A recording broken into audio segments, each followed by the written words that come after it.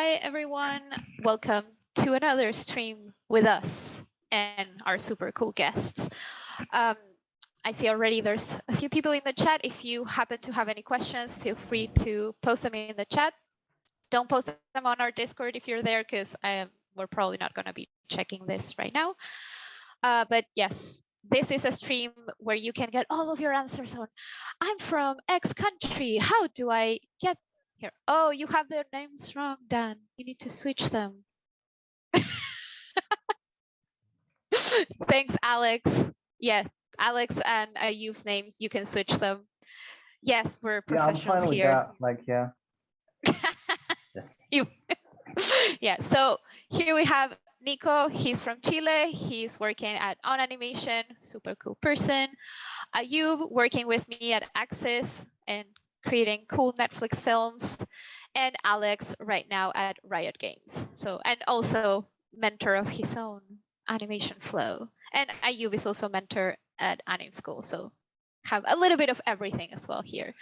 So to start, I think some of you who've been on the stream know me already, but just so that you have an idea of who I am in case you don't know me, I'm Sen. I'm from Argentina, South America. If you don't know where that is, it's one of the big countries next to tiny Chile. That's the big one. Next one. I started Animation Mentor around 2017. That's the proper date when I actually started the full course.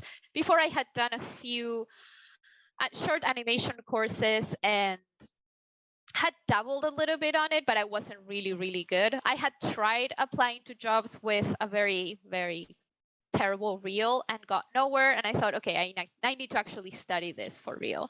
So I studied Animation Mentor. And I think like a lot of you who are maybe not from the US, Canada, or Europe, I was thinking, how will I ever get there? Because that's where the bigger studios are. That's usually where you want to be. In my country, there are some studios and some of them are really good, but not for feature. There's some for VFX and mostly commercials, which is not what I'm interested in. So I was very sad for a very long time thinking, oh no, how can I get out of my country? And in terms of my story, how I got out, how I always like to say how I escaped my country is I worked really hard at Animation Mentor, and I got really lucky that the mentor for class 6, which is the last hey Aaron, hey Jenny, yay, friends that I know. The mentor in class 6, which is Sean Sexton, for some reason, he really liked my work. He seemed to trust me a lot. And as soon as Animation Mentor finished, he asked me, do you want to come work with us for a feature film that is going to be for DreamWorks, but it's going to be done in England in a studio called Jellyfish? And I said, yes, please. My dream come true. Like living in England and working for DreamWorks, where do I sign? In terms of how I actually got there, because sometimes people are like, oh, but how do you actually get there? For me, I needed to have a sponsorship. I think that pretty much for everyone, if you need to move abroad, you need a sponsorship in most cases. And in my case, I got a visa that is called Tier 5, which is really easy to get as long as you have a sponsorship. For a certificate of sponsorship, you just need a company to basically pay the government to bring you. They didn't pay for my relocation. They didn't pay for anything, but I was a junior. It was literally my first job in animation, so I wasn't going to be very picky. Now I am. Now it's like, oh, you want me? Can you pay for my flight? Because yes, please. But back then I was like, I'm going to take whatever offer I can get, however I can get it. And I just went there without any, I didn't have, like, they didn't give me again a flight. I got there and luckily a friend was already living there. So I went to live in the same house. But basically the way that the Tier 5 works is it's the cheapest visa and you can only have it for a year. Potentially you can extend it for another year with the same studio. But after like that year, doesn't really count if you ever want to get a citizenship. Tier 5 is kind of like the meh visa, but it's the easiest one to get, and because you don't need an English exam to get it, you don't need any specific qualifications, you just apply and they say yes. So I have the meh visa. Oh, you have the tier 5 now? Yeah, I Oof. have the meh Yeah. visa. Yeah. I mean, it's not terrible, but yeah. Well, you get away out of the country. Like, yeah, exactly. It's like, for me, it was like I escaped. Yeah, just like the escape. Doesn't matter how. Exactly. After I worked at Jellyfish. Okay, now that I'm in the UK, what do I do? Once my job finishes, once you're in the country, it's so much easier. I was able to get another job at the current studio that I'm at called Access, and it's super easy once you're in the UK, because basically they needed to transfer from a tier 5 visa to a tier 2. Dan, you need to move away your mouse. Yeah, there we go. It works now. It was showing things. The tier 2 is better because that one does count if you want a citizenship. So it's like, yay, you still need 5 years, but it's better than nothing. And that one, the only thing that, because I think that some people were asking, oh, do we need degrees or something like that? I have a degree, not in animation, but in multimedia design. And I didn't need to present it. I only needed an English exam. They have a few that you can choose from, and you need to basically just pass it. As long as you have a passing grade, that's okay. You have to like do reading, listening, writing, something else that I don't remember what it was. That's how much attention I paid in the exam. But it's honestly, if you can listen to us and speak in English, you can pass the exam. So that's what it was. And right now I'm in the process of going to Australia. And for that, I also need a sponsor. And the way that it works is gladly through another coworker. He recommended me to Animal Logic. And through that recommendation, because they trusted him, they're like, oh, do you want to work with us? I'm like, yes, please. And these people are actually really nice. They do pay for relocation. So I'm like, thank you.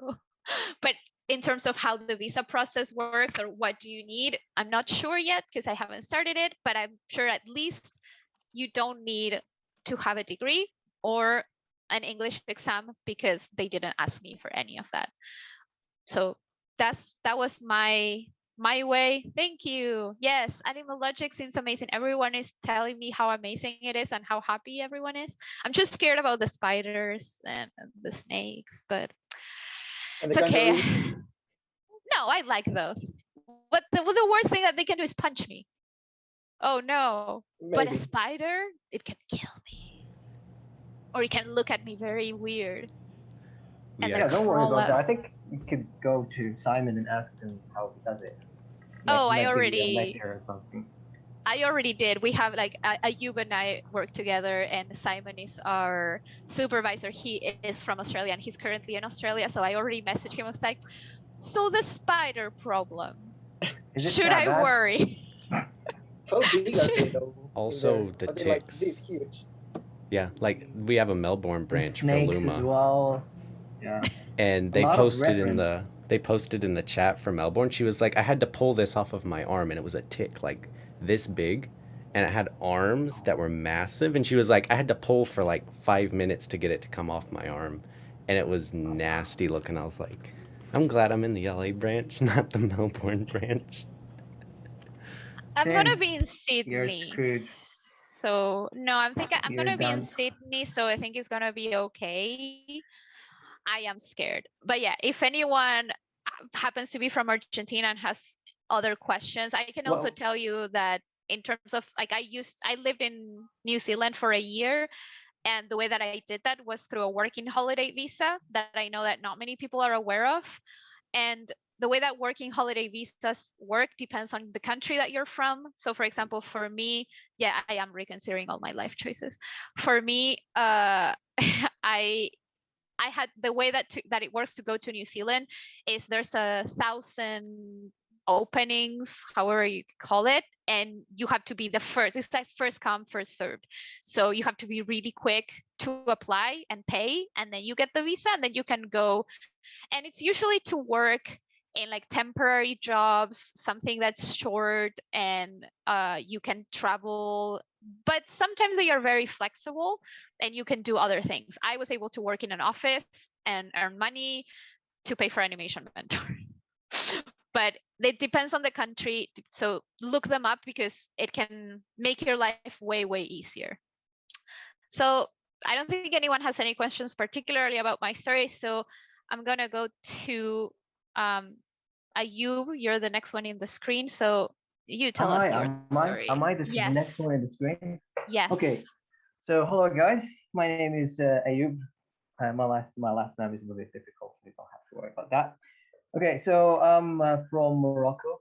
Morocco is a little country next to Spain, so it's like below Spain. And the animation industry in Morocco is pretty much non-existent. I'll tell you a story. Like I remember when I got into animation, anim school. I remember I just like there was one other Moroccan, who's like my friend. He's currently working in Malaysia. So what he told me is like when he got to animation mentoring, he tried to select where's your country from. So he selected, and there was no Morocco in the list. So he had to go to the anim school like admins and ask them to add the country to there. And that's how like unknown is my country. So and also the industry here is like non-existent at all.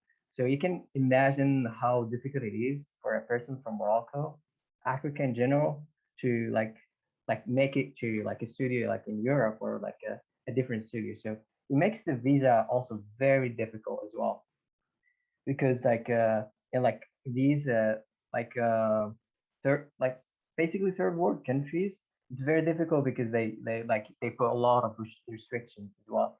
So I got in anim school, similar to Sin, which is that I got in late 2016. I used to do learn animation since 2000, like seriously since 2013. But in 2016, I was like, yeah, I can go. And I basically what I did is my situation was a little bit difficult, so I dropped out of the university. I was studying physics, and I decided to learn how to do graphic designs and just earn money doing like freelance and save. Then so I could get to an animation school. So I got to anim school, and then when I got to class 5, I met this really great animator. It's basically kind of like very similar to your story. My mentor, his name is Manuel Buber, is from Spain, and I worked really, really, really hard. You know, like when you're supposed to do one shot in like the whole term, I did like I remember I think I did 3 shots, and one of them was Overachiever. yeah, I was like, oh, I fell in love with animation, so I was like, I had to like just like do my very best work. I remember when like when you have to show your ideas to the mentor or like, and you have to choose. They're like, just choose between 3 and 5 ideas. And what I did, like, I chose like 14 ideas. So my whole session like basically took, I think it's an hour just for me, just to give me feedback on like which idea is good. And at the end, they decided, okay, there are really these 2 good ideas, and let's choose them, do reference for both, and see which one is good, and then build on top of that. And basically, here you can see like it's just like the harder you work, the more people will notice you.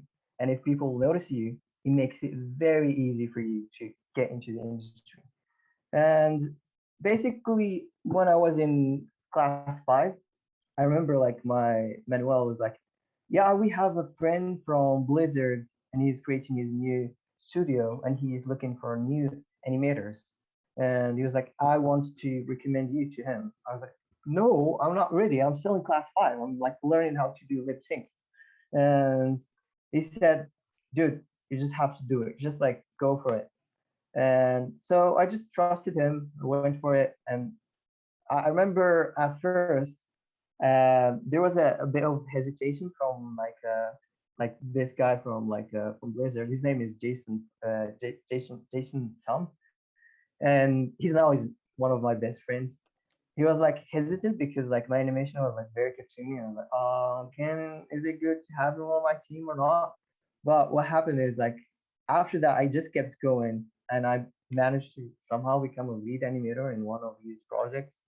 I worked on VFX, like different styles from cartoony, realistic to the cinematics, gameplay. I'm not a big fan of gameplay, but I tried it as well. And from there, I just like I got this like I kept getting like opportunities. And also one of the other things is like I'm very selective. So like if I don't like something, I don't care which country it is from. It could be like from Europe. If I don't like care about like if it doesn't like bring me the passion and the joy, and if it's not an exciting project, I'm gonna say no.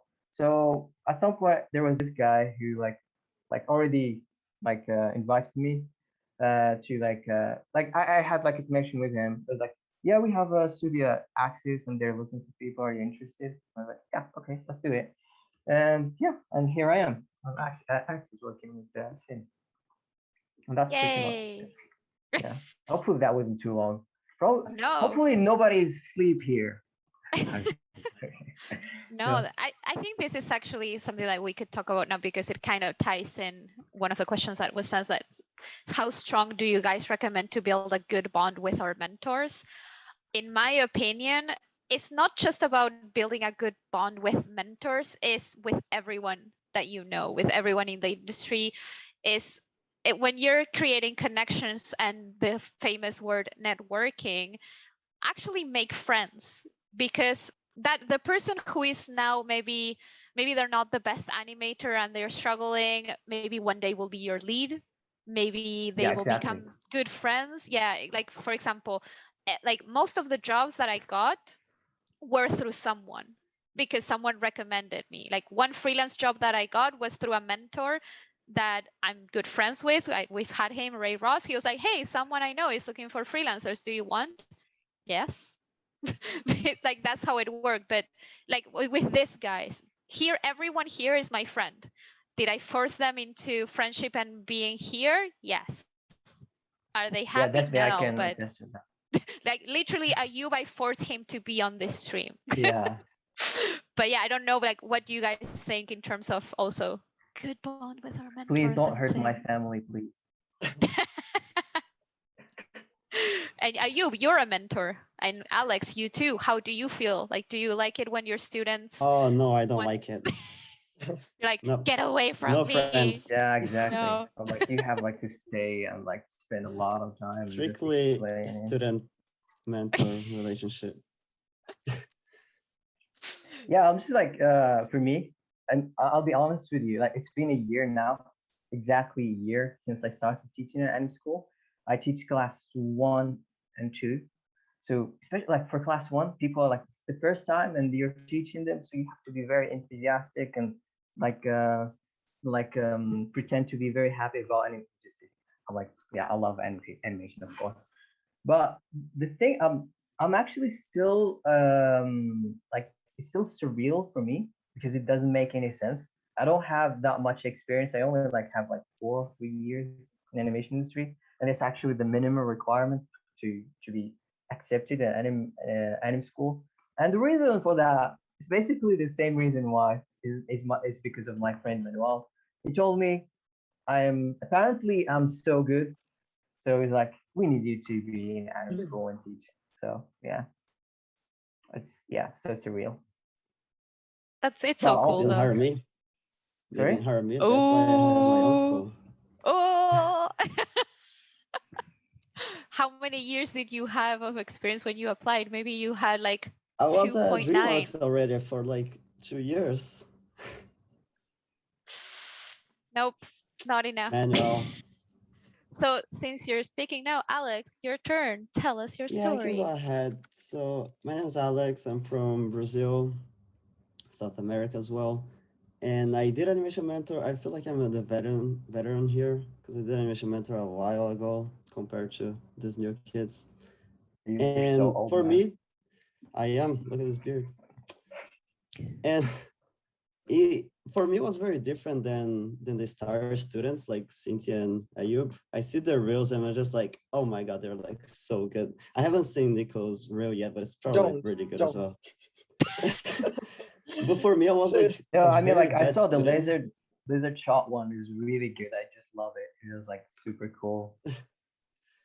Yeah, I was a very bad student on animation mentor. I didn't have any mentor friends.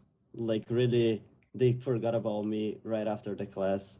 I didn't create like a good network with people there, just like a few friends from South America, actually, like from Brazil, Colombia, because of geographic location, not really from like being like good or like exchanging feedback. And I remember even when I joined like the feedback sessions with the peers, like our class, people didn't really look at my work because I was just like, this guy, whatever, just give some random notes.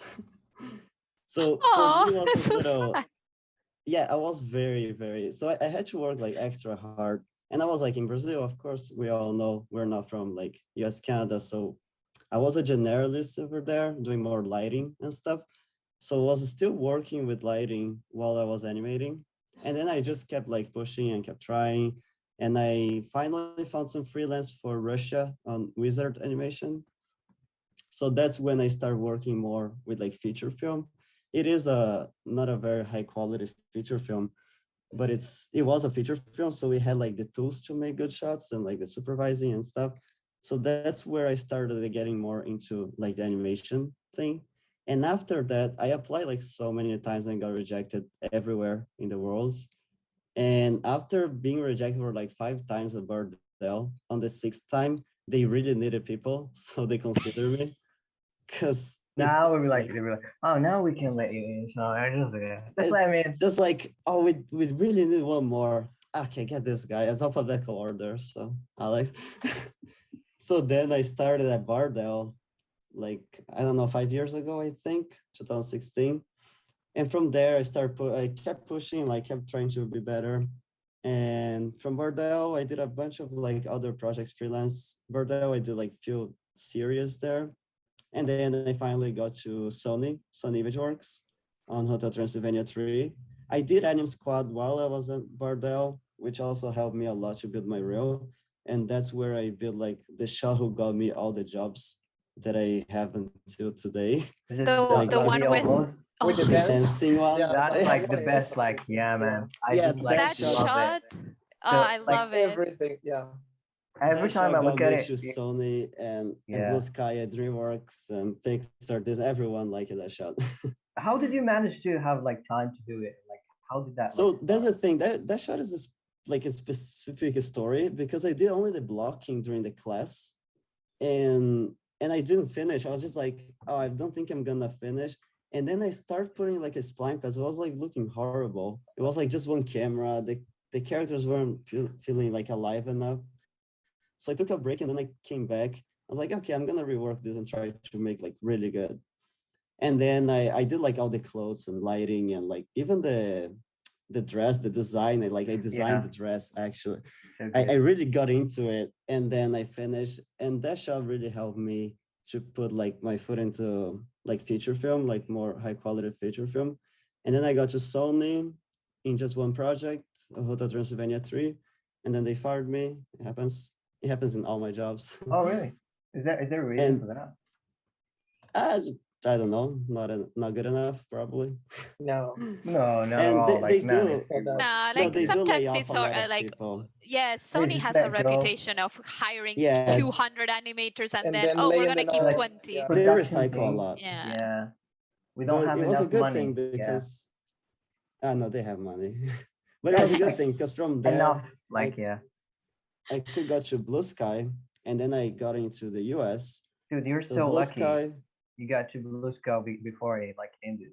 Like, I'm like now, yeah, oh, it I was can't very get. lucky Yeah, Yeah. because Blue Sky was a great studio. I love it there. And talking about visa, because like that's the whole point. For Canada, I think Canada is very welcoming to internationals. If you have like, if they need you, they're gonna, if your reel calls their attention, they're gonna figure out the visa. So even if you're not picky, because I wasn't picky, so I was going like to Bardell. Bardell needs a lot of people. They do a lot of series. On the season I went, they were hiring a lot, and then they had like some lows and highs. So I remember past year was very low, so they weren't hiring as much. But I think like this year or next year is gonna be high again, so they're gonna be hiring. So if you cut their eyes, they're gonna sponsor the visa most likely. And for the US, that's when it gets tricky. US is very hard to get visas. And I remember I applied to Blue Sky, I did the interview, I passed the interview, and then the recruiter called me like, hey, we're just figuring out with immigration. We didn't know you needed this visa, and they're trying to get you the visa. And it's really hard. The O1 visa for US is the extraordinary ability. And then you have to prove a lot of stuff, a lot of accomplishments. So then the lawyer could find a way that I could get this visa. And then luckily I got the job at Blue Sky. But my whole point of explaining that is they saw my reel and they hired me before knowing I need a visa, a difficult visa. And then the hiring was pending. What counted as accomplishments? Like what did you have to present? So it's a combination of like several things. For me, what helped is I have a bachelor in industrial design. So having a degree, bachelor, master, it counts. I was a mentor back in Brazil in a school, so that also counts. Yeah, like an credit, official movie credit. Yeah, an official like big school in Brazil. I had like 3D Max certifications as well. That counts. And I work on like Hotel Transylvania, Adventure of Puss in Boots, Angry Birds. So those projects, they count because they won awards. I was recommended for the Emmy as animator TV series. I didn't get it, but I was nominated. So yeah, nah, it's not a big deal. And it's for TV series as well. Who cares? But it was also like all those things counts as being extraordinary on the film industry, like entertainment industry. And then after I got to Blue Sky, it's when it gets easier when you're inside, not as easy. I have more stories of like a lot of visa stuff happened. I couldn't get other jobs.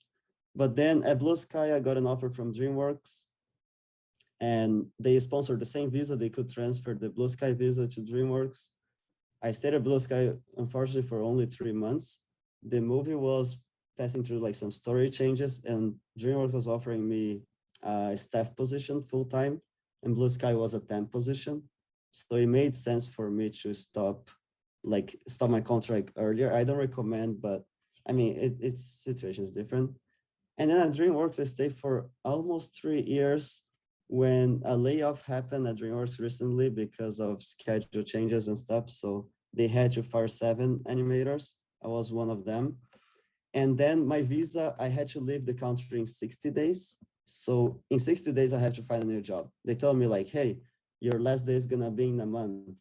So start figuring out. I applied everywhere again. You created that shot? No, that was recent. That was 3 or 4 months ago. I see. So yeah, that's very recent. So I had experience at DreamWorks. I had Boss Baby release. So my reel had like a lot of high quality projects on it. So I started applying everywhere. I had several interviews all over.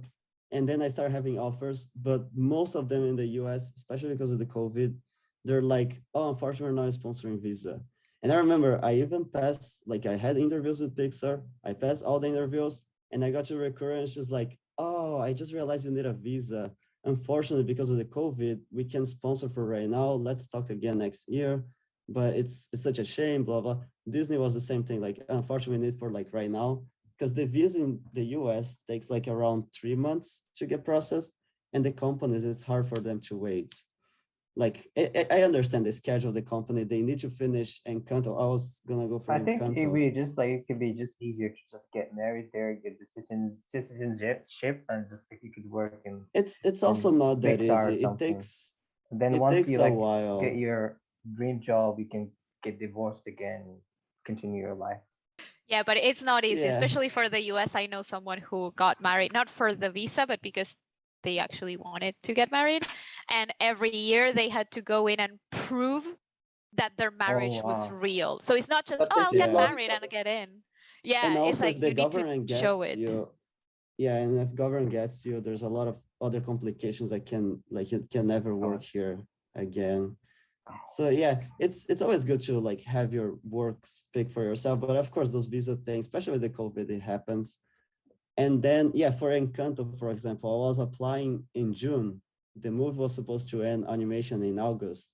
My visa will be ready in August. So it makes sense they're not gonna hire me. So I totally understand. I'm not mad at like, oh, this is not hiring me because I need a visa. It's because of the schedule right now, it doesn't work. So, and then luckily I got to Riot Games, where I'm working on League of Legends now. It's different, it's gameplay animation. It's really cool. It's something different than I was used to do. Have you And had like that's it. experience with gameplay animation? No, it's my First first time? time. Oh Yeah. wow, interesting. And it's Oh, really cool. cool. It's very different. I feel like I do all my animation stuff in 2 days, and 3 other days is to figure out how to make it work in game, like the gameplay stuff. And the style is different, 60 frames per second. It's fun. It's fun. For now, it's been fun. And I have animation flow because none of the schools wanted to hire me. Animation Mentor, Anim School. I tried all of them, and they're just like, no, maybe next time. And then I start my own mentorship, which it's going well. It's been longer, more than a year already. And I have all times that I had available, they're all booked now. So I have like more stuff coming as well with like new rigs and student reel, all that stuff. So that's fun. But yeah, but that's pretty much it. I feel like visas are important. It's hard when you're not from US, Canada, Mexico, or Europe, but they are gonna look at your reel first. Because I remember even when I was applying from Brazil, I would put on the form like, I don't need a visa, just to see if they're gonna watch my reel, and they're still Yeah. not gonna contact me. So it's not because I'm not from here. So Well, it I shouldn't be have a used as an counter excuse. argument though, because it is, because I was applying to a big studio and I had applied, I literally had messaged the recruiter 4 times and I got no replies. And I had one of my friends got into the studio and he started showing my reel to the supervisor, to the leads, and the supervisor was like, message her. And after he found out that basically the reason why they weren't replying to me was because for people from Argentina, it takes around 6 months to get a visa from Argentina. And they thought that I was in Argentina. So they weren't replying to me because they thought that it would take half a year to get a visa. When they found out that I was in the UK and it would take only 2 months, then they replied. So yes, sometimes it doesn't matter, but it does matter because It it does. mattered in Yeah, my case. It also I know it mattered when matter. it got like I got the internship to go to Sony and they told me we'll take care of the visa for you, don't worry. And when I got the internship they said, oh, you have to get the visa on your own. And I tried and my country doesn't have any partnerships with Canada and I couldn't get in. So it's like it Yeah, kind of does it matter. depends. If it's very entry level position, it's gonna be much harder, of Yeah. course, because for example, my visa in the US, you cannot get as an entry level because Yeah. you need to prove the extraordinary ability. So unless you have some experience or something extraordinary you did somewhere, you're not gonna get it. But after you're established, like after your first job, like in Canada was my first job in animation, and Canada is much more welcoming. So in North America, like in the US, yes, they are more tricky. That's why I'm like mentioning they are more picky. But I believe to join a big studio like DreamWorks, Disney, Pixar, if it's not entry level internship or talent development, you need to have experience enough in other studios to be at least considerable. It's hard to enter as a student. Of course, they do get some Oh people no, from this Ringling. in my case, the thing about the 6 months, I wasn't a student anymore. I already had experience, and it was all in So the your same year. real, yeah. It So was you're saying literally your the real same. It was was the same reel. It's just that HR wasn't showing it to the animation people because they thought it would take 6 months to get me a yeah, visa. but Just letting people know because it can happen that you are in a country where it takes a long time and that they just won't see your reel. So it's not about your skills sometimes, it's about where you are. sometimes I'm yeah, speaking from it my depends on the. experience. I know it depends because I was at DreamWorks and I was on the hiring people, the hiring group, and they would see the reels from everyone, and then they're like, oh, how it's gonna. Of course, COVID changed a lot of stuff. They Yeah. were considering not getting people from outside because it's taking a lot. Like, we have an animator from DreamWorks. He got hired a year and a half ago, and he couldn't start yet, but he got hired because of the Whoa. COVID, canceling appointments and stuff. So of course, because of the situation right now, they are being more careful into like getting like the time of someone, interviewing the whole, for the interview, the whole team has to get together. That costs a lot of money. They are pay per hour a lot of money to like four of them stop their day and interview someone. So it's a recruiter job to filter. Yes, today it's being more like that. But I do believe I have friends from like Spain. He needs the same visa as me to the US. And he never worked with feature. He worked only on one feature that wasn't released yet when he joined DreamWorks, but he worked on Klaus. So that was his only experience. And he's amazing. He's like doing That's great awesome. at DreamWorks. And they just saw his reel like, no, this guy is amazing. So the other way to get it is when you study here. Of course, DreamWorks likes to get fresh from school students, like Ringling, Hall Arts, Academy of Art, University. They do get students from there as their first job, but they are also very good. Like you see their short film, like their thesis, and it deserves. I cannot compare myself like being outside. I didn't do as good as them, and it's their first work. So Yeah. it is very competitive. And I know if your reel has to stand out more than everyone that they can get right You now. have to That's the be problem. extraordinary.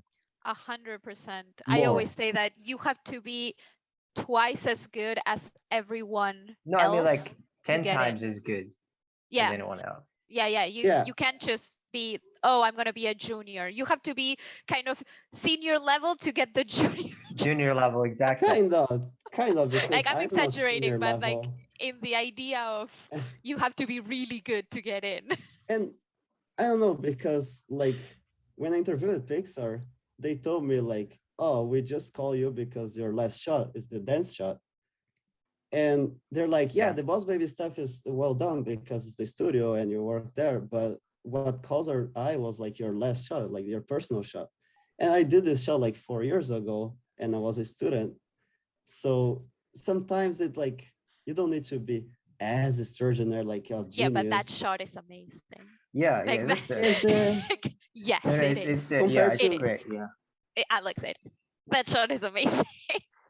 we I don't all know. knew instantly what shot it was without you even saying Yeah. it. That's how good it is. So yeah. It's okay. Well, I will pass to Nicholas. Nico. Alrighty. So I guess it's my turn now. I'm from the little country that is right next to Argentina, from Ceres. And my journey is a little similar to hers in the sense of I didn't study animation as my first career. I studied multimedia communications. So we were taught, I don't know, how to use, I don't know, Photoshop, Macromedia, Flash, freehand, how to code, how to Nightmares. do websites, all of that. Also, like my first job right after college was doing websites. I was doing like search engine optimization and all of that.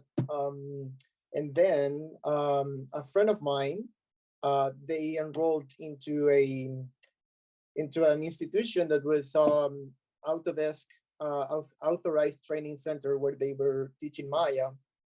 And after I saw the things that they were doing, I was like really hooked up with it, and that kind of like reignited the animation spark that I had in my heart, and I enrolled into that program again. I mean, as well.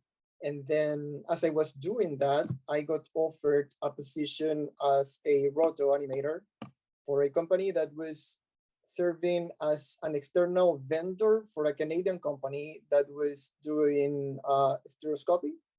So roto animation for two VFX movies, one for Maleficent and another one for Godzilla.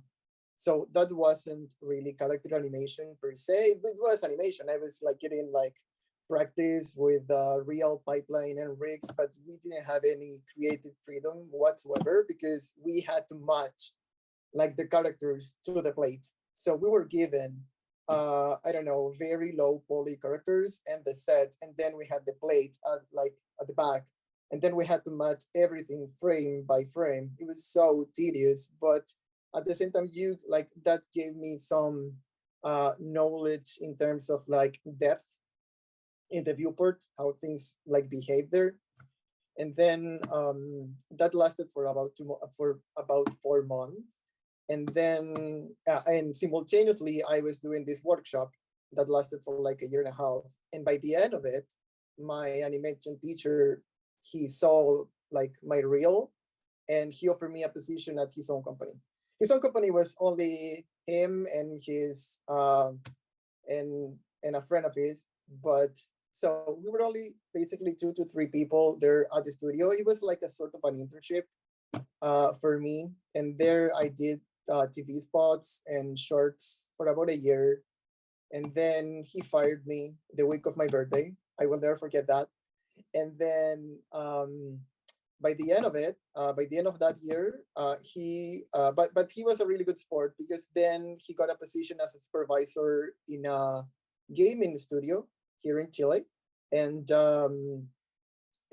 he brought me there with him as well. So, and there I got to work in games for about a year there in Chile. And as I was doing all of that, I felt that I was like hitting a ceiling, you know, that I wasn't getting good enough. I think that I lost you or not. No, you're here. Okay, cool. So, because I was like all in silence. So We're listening to your story. Okay, so and this is like 2017 now, 2016. So in the middle of 2016, I felt that my skills weren't good enough at all. So that's when I decided to enroll into Animation Mentor, and I think that really changed my life because if it hadn't been for it, I most certainly would not be here. Like I had the option to do this advanced placement option that they have where you can skip classes up to term 4 if you show them your reel, because I had some experience. Like when I enrolled into Animation Mentor, I had already like a year and a half of experience, but in my local industry, right? And I think that it was a very good choice that I made, not to skip it and just to do things from the very start.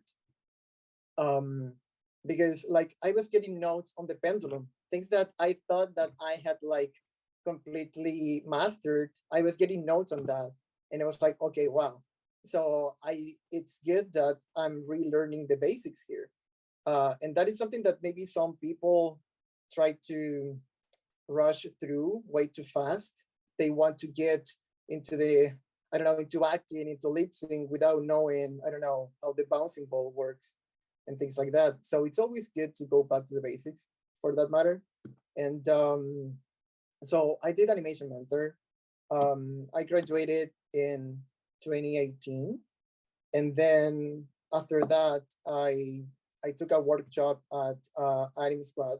And right after that, I got an offer from, I would say, the best animation studio in Chile, doing TV spots.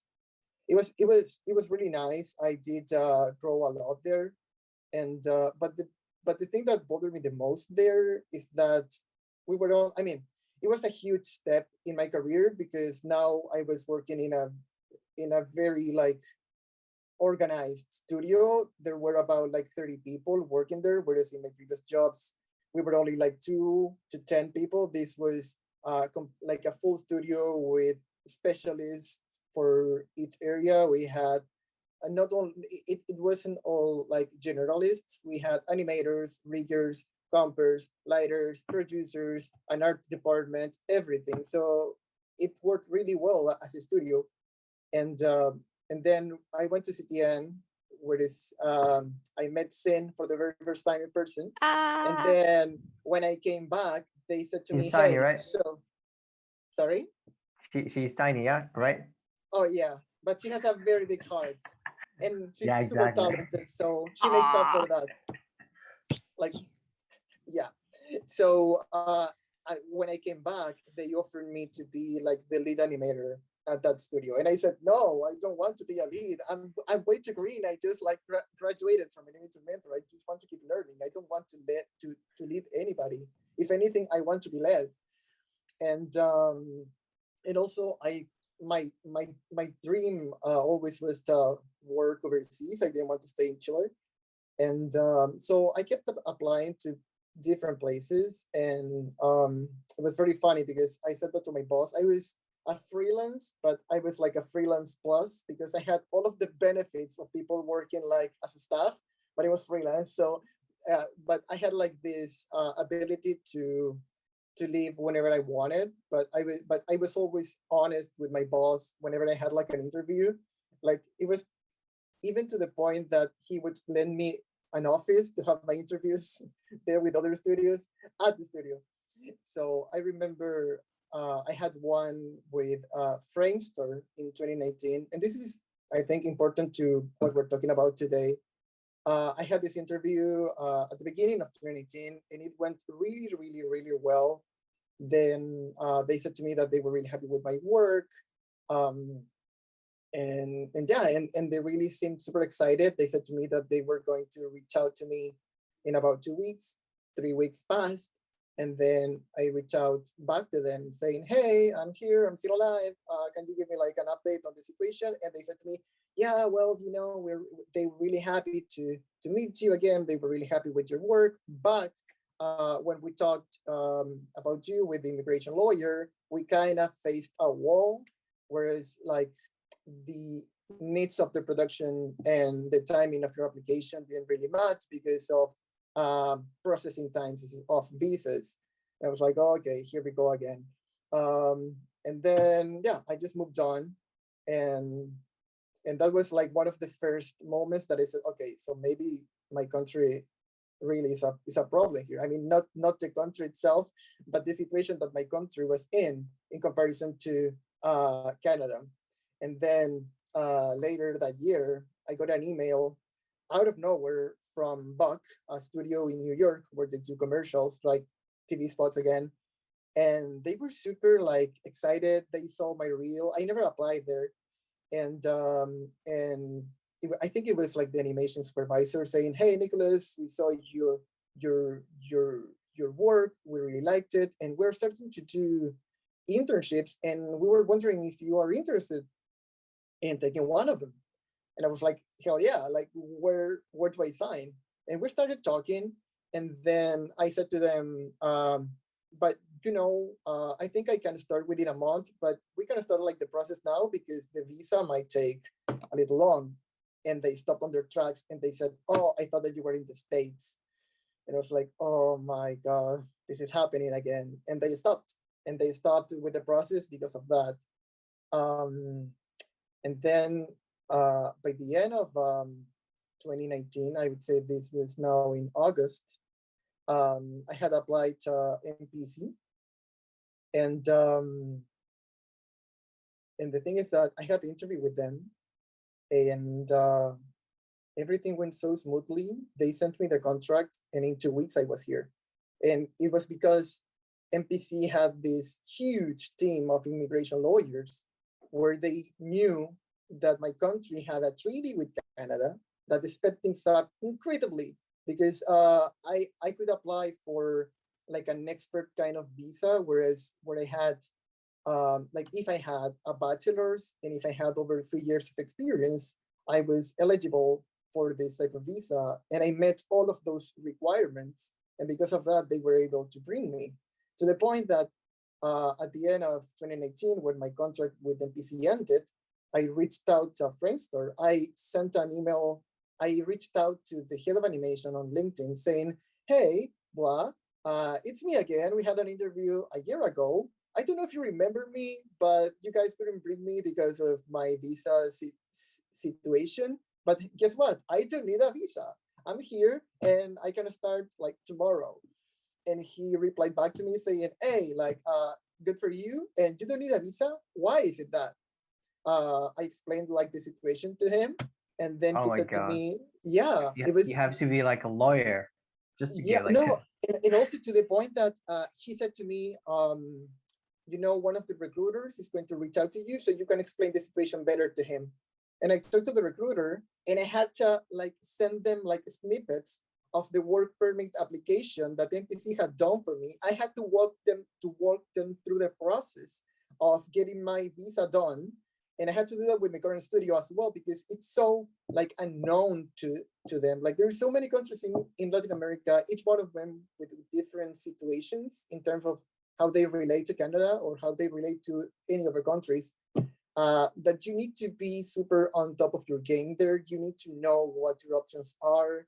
Like there has to be, I think, like an assessment of reality in relationship of like what your situation is and what your goals are. And you need to know where you stand, like for Canada, or what are your options for any other country with what you have now. And with what I had there is that I was here and I was like ready to start working the very next week. And because of that, it was super easy. I didn't even have to do another interview because they remembered my work, and I kept in touch with them for over a year. And I always sent them like emails, hey, I'm alive, I'm here. And yeah, so they hired me. And then at the end of my contract there at Framestore, again, I reached out to On Animation, where I'm currently working at. And yeah, and it was super easy because I did like the same process with them. I showed them how to hire me basically. And yeah, and they were super nice to me. And this is my first feature actually, because previously, so I did TV spots, then I did VFX for a year, and now I'm doing feature finally, which is something that I always wanted, and I finally achieved it. So yeah, and it's been over a year now since I'm here, and I think that Alex said that once you're in, or it was saying too, once you're in the country, it's much easier to stay here. Like breaking that barrier at first, where you have to beat not only other animators, but you have to beat like the immigration system. I think that's one of the biggest like Now COVID.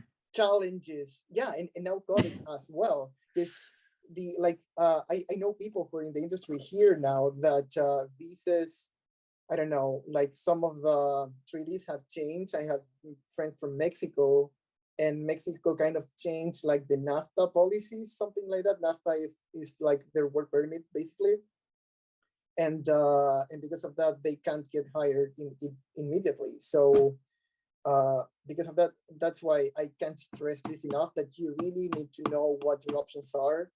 Like for me also as a Chilean, there's another option where you can apply for a working holiday visa, which allows you to work in Canada for 1 year.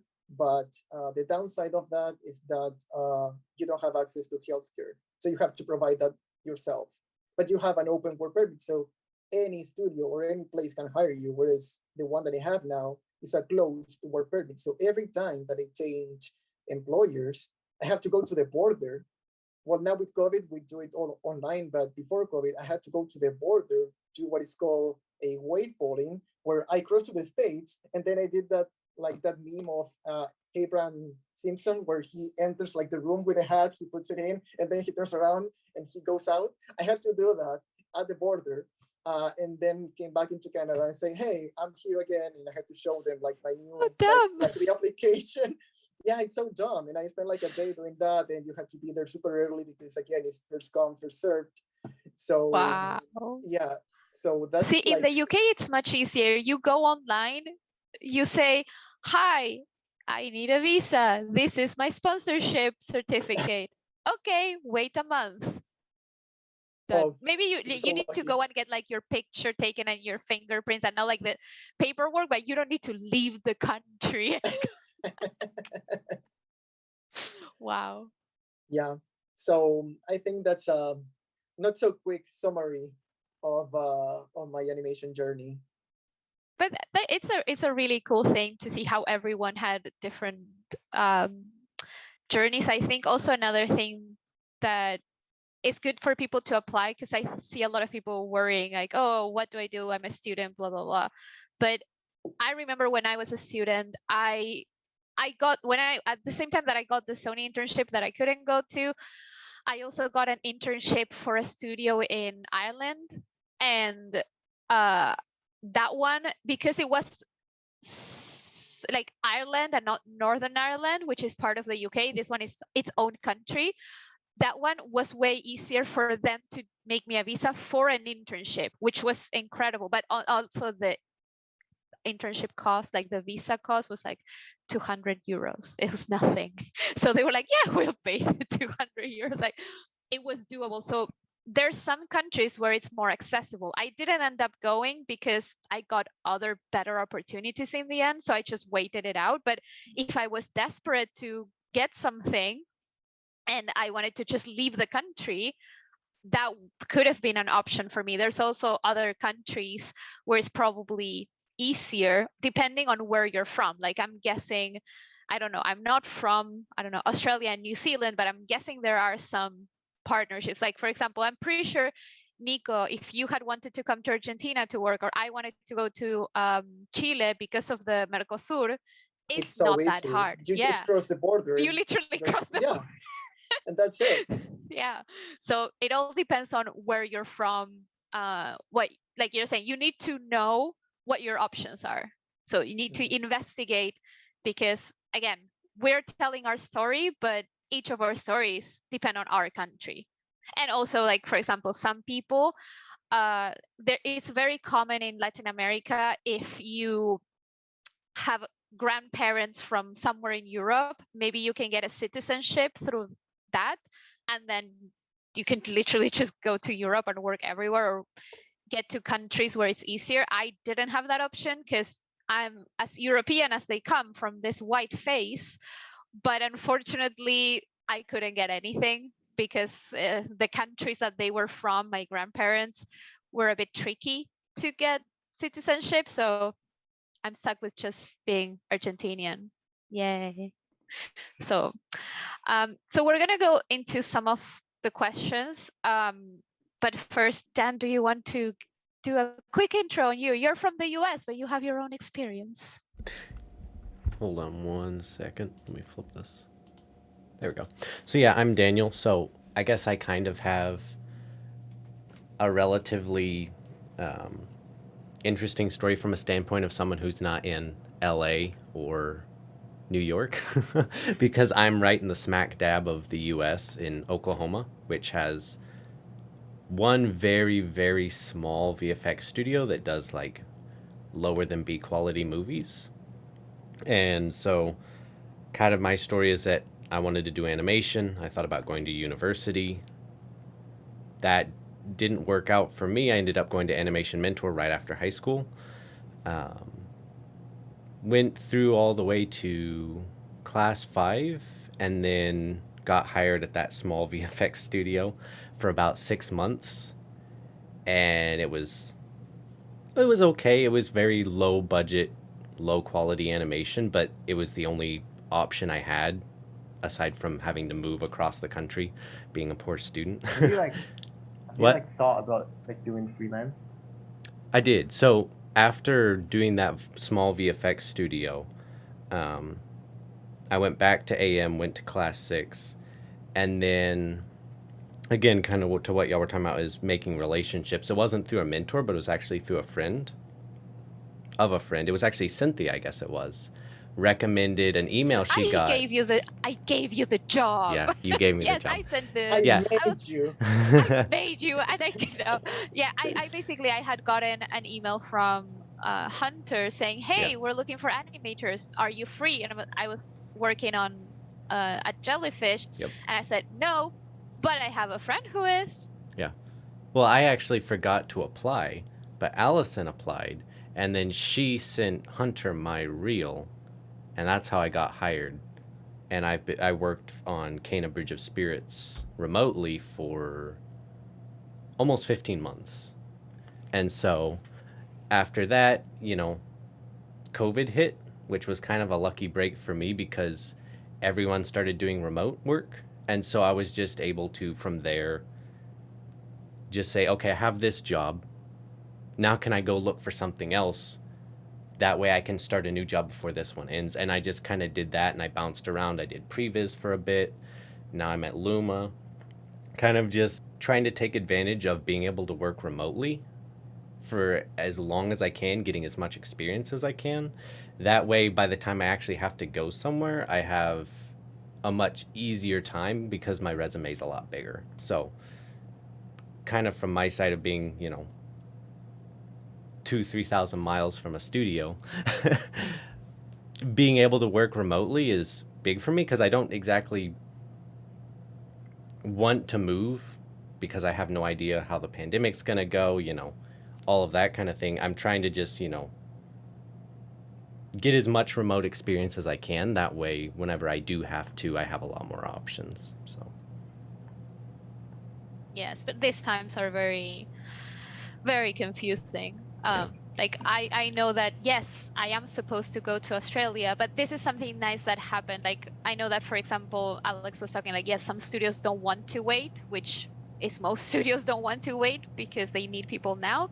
But when I was contacted, they were like, they contacted me a few months, like a month or something ago, and they're like, we need people for April. I'm like, whoa, okay, this is preparation. It was like, I don't know if it was because they thought, oh, the visa is going to take a lot of time, or because of COVID, but I really appreciated how well prepared they are. It's like, we need someone for 3 years from now. It felt like that. But so yeah, you never know what's going to happen, because I don't know what's the world going to be like 3 months from now. We don't know. So we do have some questions. Let me go through some. I think we've kind of talked about them, so I'm gonna read them out, but probably we already talked about it. So someone asked if we don't have a bachelor's degree, are we able to land a job in America or Europe? For Europe, at least the UK, yes. Like Ayoub, I don't know if you needed to present a degree for your application, but I didn't. No, like for the application for me, it's just like I made the whole application, and at some point the home office sent me an email. I was like, do you have a proof that you're like working in industry as an animator? So I just sent them a bunch of like credits of movies that I worked on and the anime school that I'm teaching there. And they were like, okay, this. Oh, you this needed seems to show proof? They didn't Yeah, ask me that. anything. Racism. Yeah. Oh, I don't know. It seems like it's like different for everybody. So like yeah. Yeah, But each country yeah. has different But requirements. yeah, they Yeah, didn't for ask me for a US, diploma. Yeah. I think for US is important, but for Canada, you don't need to. I have several friends who went there without bachelor, but for US, I remember a friend couldn't get the same job at Blue Sky that I got because he was missing the bachelor into like to prove the extraordinary, so he couldn't get it. Like he got all the like interview and stuff, and like, oh, unfortunately the visa is gonna be tricky to give you. So it depends on the case. Of course, if you don't have a bachelor, but you have, I don't know, a prize from your country. I don't know, in Brazil, we have like Anima Mundi festival. If you won this festival as an animator, like an individual awards, then you don't need a bachelor. But you have something, you need something that is high. It's like, it pleases the eyes of the reviewer. It's Yeah, I something think that makes you stand out basically among all of the other applicants. Yeah. And why is it worth it for them to invest in bringing you here? And also they also need, it's not only for them, but they need to kind of convince the government of each country that they actually need you. Then why don't you just hire someone from here? Like, why is this person so important? And that is what they put in the application documents. When you apply for a work permit, it is written, this person is highly skilled in this, and his skills or her skills are going to be useful to us because of this, and this. And that really helps you stand out among all of the other applicants for the solely for immigration purposes. Yeah, and even for immigration purposes, again, depending on the country, for example, for New Zealand, I was very close to actually getting a work permit, like a proper work permit, not just a working holiday visa. I didn't end up doing it because I chose not to. I would have had to stay working at a job that wasn't related to animation, so I chose not to. But the way that it would have worked, it was way easier, but I did need to present my bachelor's degree just to show like I have an extra thing. But the way that it worked was they had to post the job opening for a month and prove that they either had no applicants or the applicants that they got were not as skilled as I was. So basically they had to prove there was no Obviously, one they're in not. the country as good as me at that job, Yeah, in which, the US is like that as well. yeah. That's why when you see job openings like, oh, Pixar is hiring, sometimes they already hired someone international, but they need the job opening for like a month, 2 months, but this person's already on the process. Because this happened at DreamWorks once. They opened the job, but they knew who they want to get, and it was someone from Europe. They didn't need a visa, so they didn't choose anyone from the website application. It was just because of their business, because they had to hire this person. But yeah, it's unfair because you apply getting the hope like, oh, job opening, but it's also how it works. Yeah, exactly. I want to read this question because like there's like a funny way of phrasing it that I really like, and I think it's a nice way to also reply to it. So the question is, I remember hearing that the biggest reason companies don't want to hire overseas is because they can hire someone in their own country and not have to bother with the extra costs providing visas and whatnot. So my question is, how did you guys convince your employers that you were so good at animation that they absolutely had to hire you instead of someone who lives in the same country as them? I'm assuming there's more to it than just being great at animation. Oh yeah, I love the obviously. convincing. Yeah, you have to be super cool, obviously. What a nice Yeah. hat, first of all. Oh Like yeah, Alex. if you Like have a Alex, cap, I like don't Yeah. have Alex one, and so Ayoub, I'm not good. I'm Yeah, not exactly. good. They are. Yeah. No. So we yeah, didn't get to that level yet, Nico. No, We we're eventually not will be yet. promoted and a cap will arrive to our house Like and like, first is the "Ah!" beanie, then the hat, then the sombrero, and then you move up from there. Yeah. Exactly. I think in terms of convincing, like for me, we were talking about networking before. For me, it was about basically working really hard, and that like people, if you work really hard and you're a nice person and you give back to the community and everything, people will notice you and things will come to you because hard work doesn't go unnoticed. So if you do that, yeah, exactly. And not just hard work, just thinking, oh, I'm doing this so I can get to the other thing. Just work hard to get better at your craft. Exactly. Yeah, exactly. So yeah, this like brings me to my like something that I wanted to mention. Like a lot of like students, like new animators, they get stuck into this point. How do I get the job? How do I get the visa? And this is the wrong way to see it. For me, I never thought about visas and never thought about like finding jobs. Like I remember like one time I watched this interview with this the Breaking Bad actor. Can't remember his name, but what he said, like I just Walter remember. White. Yeah, Walter White, and yeah, so he said something that just resonated with me and just like gave me this new like view on whole like thing about like finding jobs and getting visas and stuff.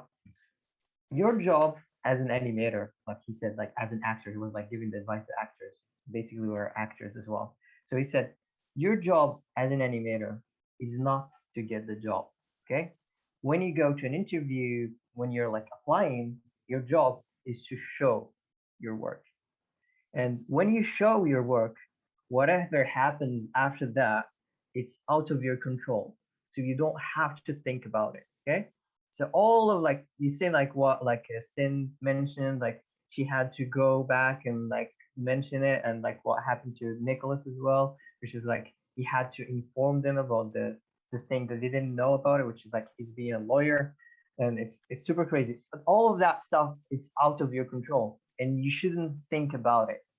What you should think about is your craft as an animator. Think about your work and focus on that for your work. And when you go apply, you just put it there and then you just exit. and just go to the second, like go to the other do other stuff.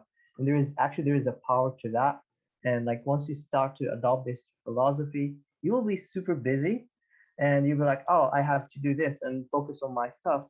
So you don't have to think about all of the other stuff, and it will start to happen. So you can see here, for example, like for Alex, he just like worked on his shot.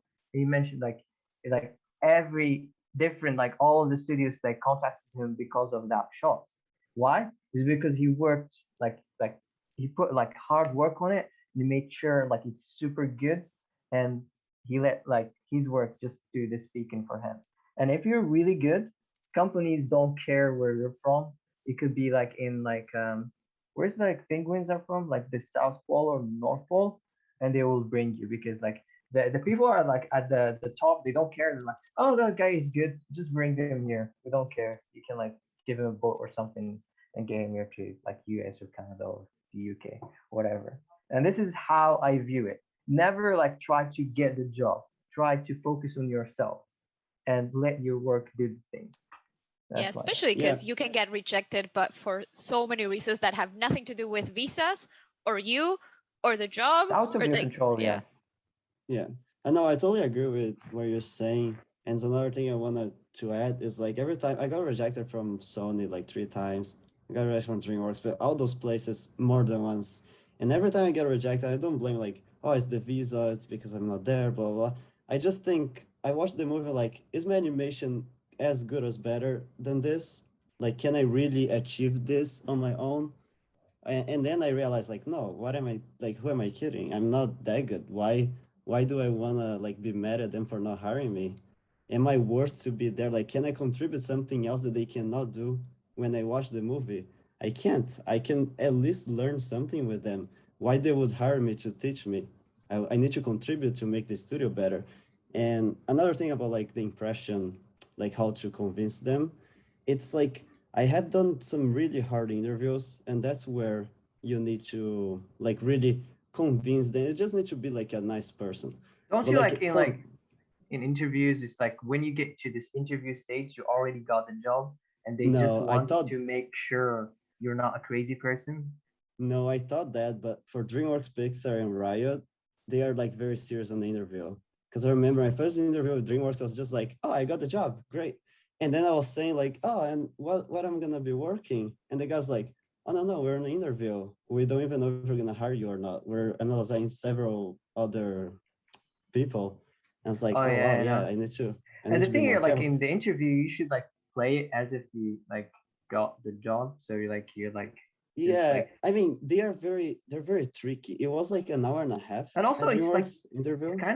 it's kind of like dating. So you should like never like do this thing where like you're, oh, I want this, so like please choose me, because if you show that Yeah, energy, you're just gonna like you make it really worse for But you. So just play it cool and like, yeah, I love to work with you, and also I have different. I'm negotiating with different studios as well, and yeah, there's a yes be I like, and think no. oh, You this have being to be guy, careful. confident, exactly, being nice, being respectful, is exactly. basically an interview for animation is an interview for any other job. Like I've had a Yeah, lot of different types of jobs. Every job interview is a job interview. Yeah, but an and hour and a half was your interview. Whoa, that's for long. Riot, I had 7 interviews. The total was like 6 hours. were you Yeah, playing Whoa. League of Throughout yeah. Legends several during the days. interviews? And no, they asked like really hard questions. For DreamWorks, for example, they asked me 2 really hard things that I can remember, several other ones. But one was like, what do you think it's bad at DreamWorks and how would you improve something here? And I was like, I don't know, it's everything is great in the animation, but you still need to like play it like you're gonna contribute something. And the other one, they opened my shot specifically and they ask, why do you make this choice on this shot? And what is the reason behind? They really go into like acting and all those things that we learn. So it's not just like, oh, my mentor told me. And you have to like really go into like your process. For That's Riot really as well, cool. they talk a lot Yeah, about that's cool. yeah, they talk a lot about how you behave in the office, like, and they're really like put into the spot. They told me like, oh, we all get stressed and it's hard to deal with like a lot of work. Tell me an example that you got stressed and how you handle that. Burnout. in your past? Yeah. And I was Oh, like, yeah. oh, what if I never did? And he's like, no, everyone does it at some point. So tell me what you did and how Just did make you a get story or over it? something. I come Go. from South American industry, so and with Yeah. that you're good. Oh, but they are specific, because I was like, yeah, because when I was working on this and the supervisor was like, wait, when was this? What company? What project? And he was taking notes. And I was like, oh, okay, Whoa. you're serious. So That's some big interesting. companies, the interviews are a little tricky. At Pixar was also an hour and a half, and they were very picky, like more like animation question, which is fine. Like, oh, what is your approach? Like planning, blocking step and spline, all those basic things, but some like acting stuff that was also very interesting. I can talk more in details at another time, but that's how you're gonna present yourself and make like a good first impression. Yeah. Because on the interview, I remember DreamWorks not hiring 3 people because of the interview, and they were talented animators. One of them was at Disney, and then they just didn't like the personality, didn't fit the company. Yeah, exactly. Yeah, that's like the reason why they have the interviews. Like they just like want to make sure that they have someone that would like fit with their like culture. Yeah. And, like everybody else is gonna like, because you don't want to like get some like a jerk or something like that. Yeah, and like Shar is saying in the chat that she was told to treat interviews as though you're interviewing them to see if they're a good fit for you as well. Yeah, That's also exactly. true, because Yeah. maybe you end Yeah. up like being in the interview and like, oh, I don't like the vibe. I've had an interview where I wasn't too sure about the vibe and I got an offer for the show. It's like, no, thank you. I got something exactly. else, because yeah, sometimes that doesn't fit with you either. So far my interviews, the ones that I've had have been super chilled, relaxed, and very informal compared to yours.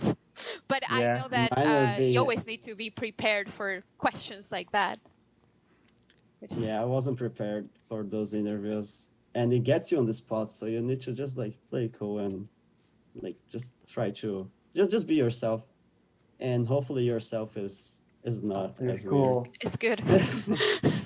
I Also, think if it- you don't pass like the interview, like don't feel bad if you don't pass it, because sometimes it's not even up to you. You may have done like an incredible interview, but sometimes maybe your rate is higher than the other animator, or there's some other things in play. Like I was like rejected by Real Effects and by Micros, and I don't think that I had a bad interview. Maybe they didn't like me, I don't know, but they sent me an email saying this doesn't have anything to do with your background, with personality, with anything. There was something else that came into play. At least that is what they said to me. Maybe like in my No, back, it they were can like, happen. "Oh, no, that guy Nicholas." Maybe. Yeah. I don't know, but yeah, like Internal don't feel problems in the job that you don't know in sure. the studio. Yeah. Yeah. And also like you need to like put that energy in yourself. Like I'm currently now speaking with a couple of studios, one from the US and one from France. And I had like a studio that I had to turn down, which is like in Iceland. I'm not sure, but like I'm totally prepared to like turn them all down if they're like if it's not a good fit, and just go back to Morocco or something, and just work on like something good on my shot that would like I would like to work on it, and let that shot like speak for me. And I know like once you put that like all of that energy into yourself is gonna do the work for you. Yeah. Also, Alex, people want to know more about your interview process. Maybe if you're up to, we can do another stream about interviews and stuff like that, because I think it would be interesting. I don't think people know that much about the whole process, so it could be Yeah, we can talk about it. cool. I've done a lot of interviews. Nice. Yeah, I think it's Rejecting good 90% of them because I have just like Yeah, 4 that's how it jobs. works. Yeah, that's how it works. I love it when people are. I have friends who maybe get really sad when they get a rejection. I'm like, I collect them. Oh, I I get prefer really a sad. rejection. For No, sure. I don't. cry. I prefer a rejection to ghosting, because I would rather them tell me no, and I'm like, oh, you think I'm not good enough for you? Oh yeah, I'm gonna show you how good I am, and then I get better. But Oh, if no, I don't I get just quit. anything, It gives you closure too. But when you're always like waiting for that answer to come, it's like very like Yeah. nerve-wracking because you're waiting for the answer. You're still like hanging on the hope that they might Yeah. reply back to you. So it's best when they Yeah. tell you no. Okay, I can move forward. I can keep working on new shots. Or you know that that door is closed for now, but you're not like waiting for that miracle to happen. You can just keep on moving. Yeah, and Yeah. rejections honestly are they're not that important. I got a rejection a few months, like last month, for a studio I applied to in February, and I didn't even remember applying Yeah, because I applied exactly. to so many, and pretty much 99% of the places I applied to rejected me. It's just Yeah, the one exactly. that it's the only one that matters. So Yeah. whatever. Yeah, like I eh. remember like when I started out, rejections used to be like, oh my god, this is so bad, and like I'm sad and things like that. But now, exactly like you saying, I'm like, I get like a rejection. I'm like, did I actually reply to this studio? I can't even remember. Yeah. No, Yeah. I like getting the job.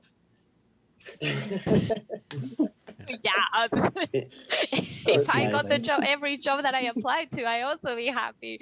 Like when you get like, I have some friends who are like, yeah, I'm not sure because I applied to these 3 places and they all want me. How lucky. Uh, Not my But case. she How didn't tell lucky, you about the that Alex. places happened. that you want her.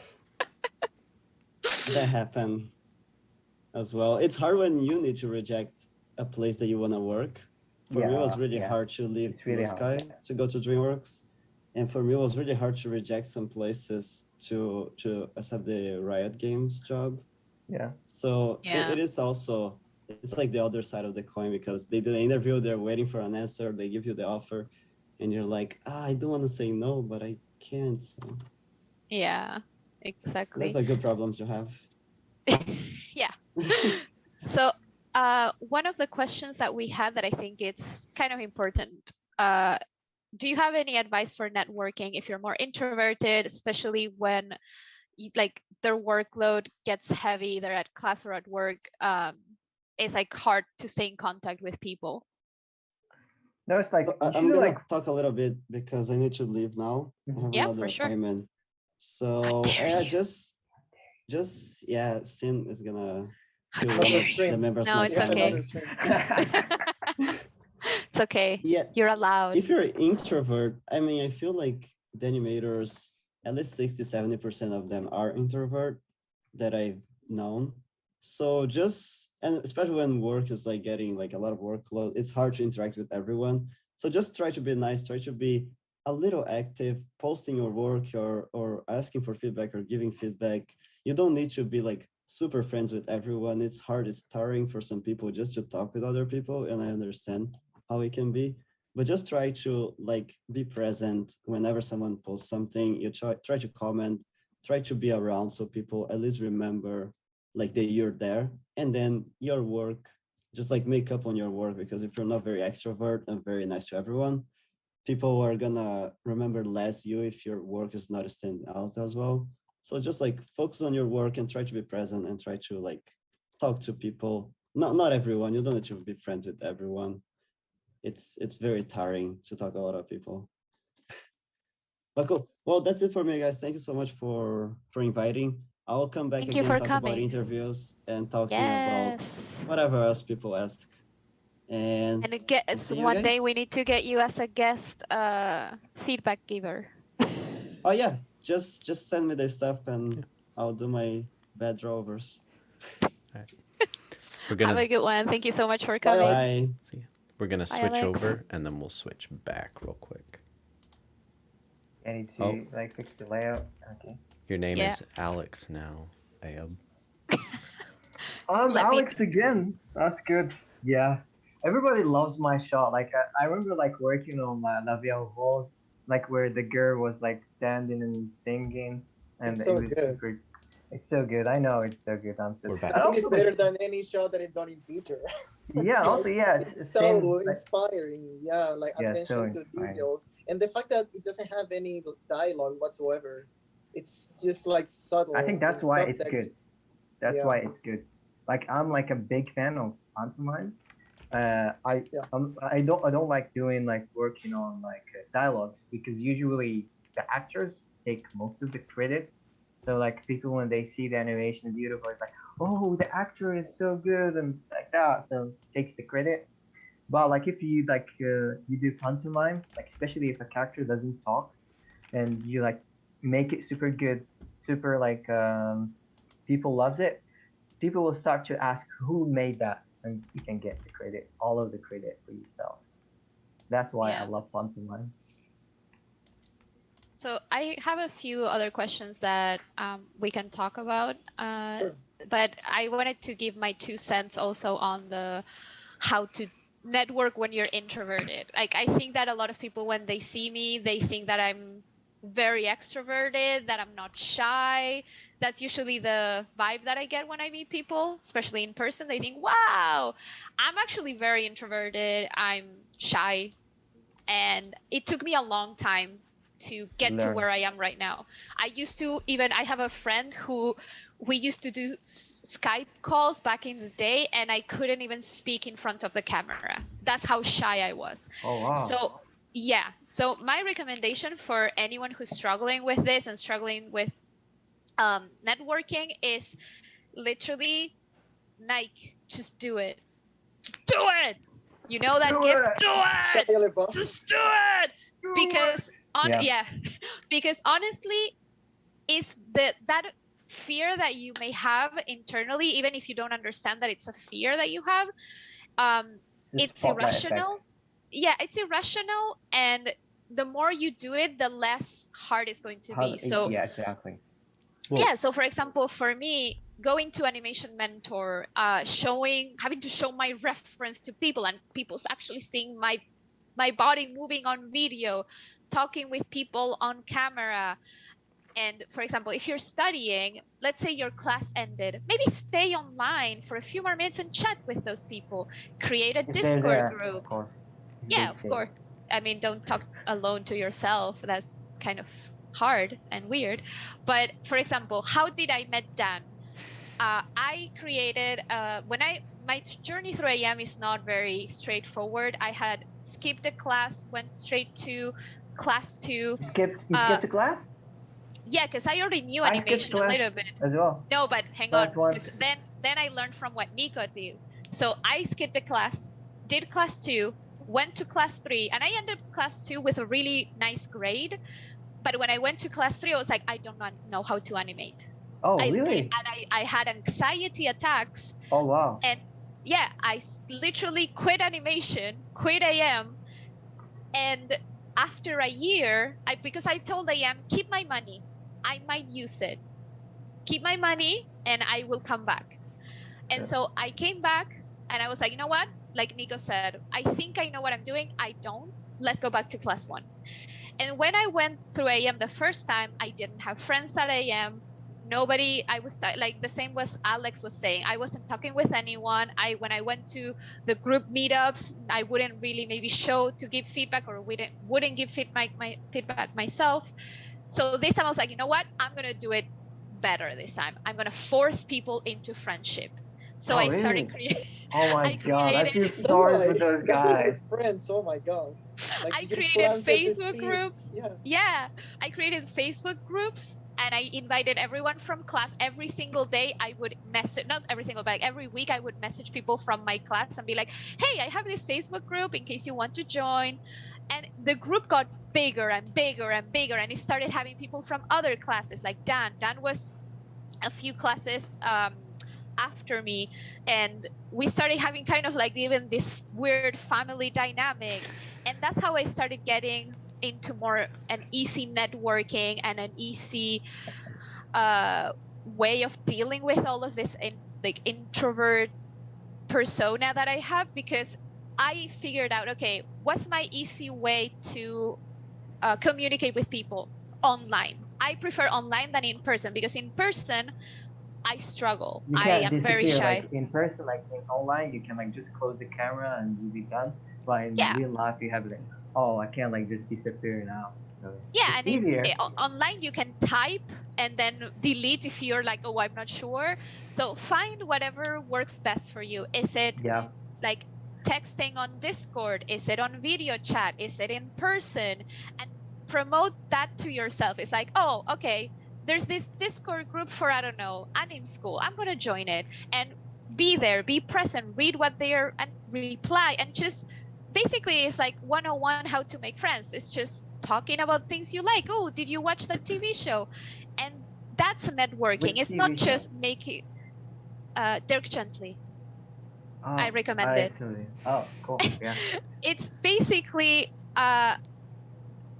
just try to have things in common and make friends. Networking is not, I'm gonna be friends with you because you can get me a job. I'm not No, friends that's really bad. with people because they can get me a job. Because even one of my mentors is working at a studio where I was going to apply, and my friends were like, "Oh, why don't you message them, and so they can send you a reel?" I was like, I'm not friends with them because I want them to. Like, I know I could have and he would have, but I was like, that's not the You're not that, relationship like, I yeah. have with them. I don't want that relationship. I want the relationship of but I was like, hey, if you ever want to work anywhere that I am, just like tell me and I will send you a reel. I even like a few weeks ago I met someone online on Instagram and I thought, wow, your work is so good. You're in Australia. Let me send your reel to Animal Logic. And they got the job. So it's become friends, not because you need something from them, but genuinely become friends. And yes, sometimes you can't speak with them all the time because you're working.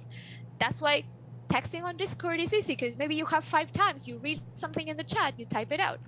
Like Dan, he has, like, from that group that we had, he formed his own group, and he has that dynamic where they stay up until 5 a.m. when I tell them that they shouldn't because they are going to work the next day, but fine, because I'm the mother Oh, of the wow, group. really? Yeah. Like, do you guys, like, sleep at all? How do you do that? So no, the Oh, other day wow. you were at, like, Sleep is for if the it weak, was they say. Yeah, just it was send me my the 10 Discord a.m. as well. I think I'll join you guys. This sounds fun. So, Yeah. yes, I'm sure it's fun, but they have to work the next day. That's Who why we cares? have Who coffee. cares about work? Yeah, But- Oh my God. exactly. For me But, though, like, for it's example, oh, I was gonna Yeah, say go for ahead. me though, it's like I was kind of in the same of like I was homeschooled growing up, so like I didn't have a lot of friends, in-person interaction. So going to AM and talking to people over internet, like I was fairly used to at that point talking to people in person, but talking to people over the internet was very new for me. And it was very, very hard. Like I was so self-conscious. If someone was in the room with me, I would not talk on Zoom because it felt weird that I was Yeah. talking to a computer. But the thing that finally, overcame it for me is that I'm a little more on the extroverted side and I wanted to make friends. But also kind of what Sim was saying is you have to change your perspective of you can't think, "Oh, I'm going to talk to this person cuz they may help me in the future." You have to be like, "I want to help you. So let's talk to you. Let's be friends. That way I can tell you what I know and you can tell me what you know." And it doesn't always have to be on a everyday basis, weekly basis. I tend to keep Yeah. my friend group like I have the people I talk to every day. I have people I talk to every week. I have people I talk to like I have different classes. levels of like how close your Levels, friend yeah. group Like is. But tiers of friends. yeah, exactly. And there's people you're Tiers of really friends, yeah. comfortable I'm in with. tier 1 because I'm your mother, Yeah. your AM I mother. see. That's where I it gets see. So- weird though, because you're AM mom, but there's a bunch of people who refer to us as their AM parents. So it's alternate dimensions, I know, it's very weird. And your father is always missing. I need to talk with him. Yeah. We need to get AM See, like- father on the stream. Yeah, that would be a very interesting, very interesting stream. Yeah, especially because this person, one time he was with us on a call, and like the lighting was super weird and he looked super creepy because it was super dark, Oh, but it yeah, was like like a the light. lighting from the back. Yeah. Oh, And so it's just pure like shadow. yeah, it looks like one of those like witness protection. Yeah. So, like you have like Yeah. two. That's being too kind. It looked like something worse. Okay. But, I don't think it would be like worse than my lighting. Yeah. So, I think it's good. As I mean, long as even- people can hear you. Yeah. even stuff like that is like fun and makes animation so much easier, is having the in jokes, and maybe there's a joke made about your shot, and every time you animate that part of the shot it makes you laugh and you animate better because Yeah, you're not exactly. stressing. Like having friends to go through animation with is so important. Like I understand like more introverted people wanting their alone time, but if you can make time to at least share some of your journey with other people, it Yeah, makes it so much more enjoyable. Yeah, yeah. For me, like as 100%. an introvert person, like it was definitely more difficult, very difficult for me at the start as well. And like I see like the keyword that Sin mentioned was like just do it over and over and over, and it gets easier with time. And for me, one of the ways to like get like this friendship and things without like going there and presenting myself was to try to be really good. So so most of the times I would like put my shot, and the instructor or like the mentor like see my work and like, oh, this is really good. Oh, that's great. And the people from the class will be coming to me and they're like, oh, that's great. And then I'll start that conversation and turn it into friendship. And yeah, sometimes I'll be like, yeah, like what you mentioned, that Dan, which is like trying to help other Hmm. students.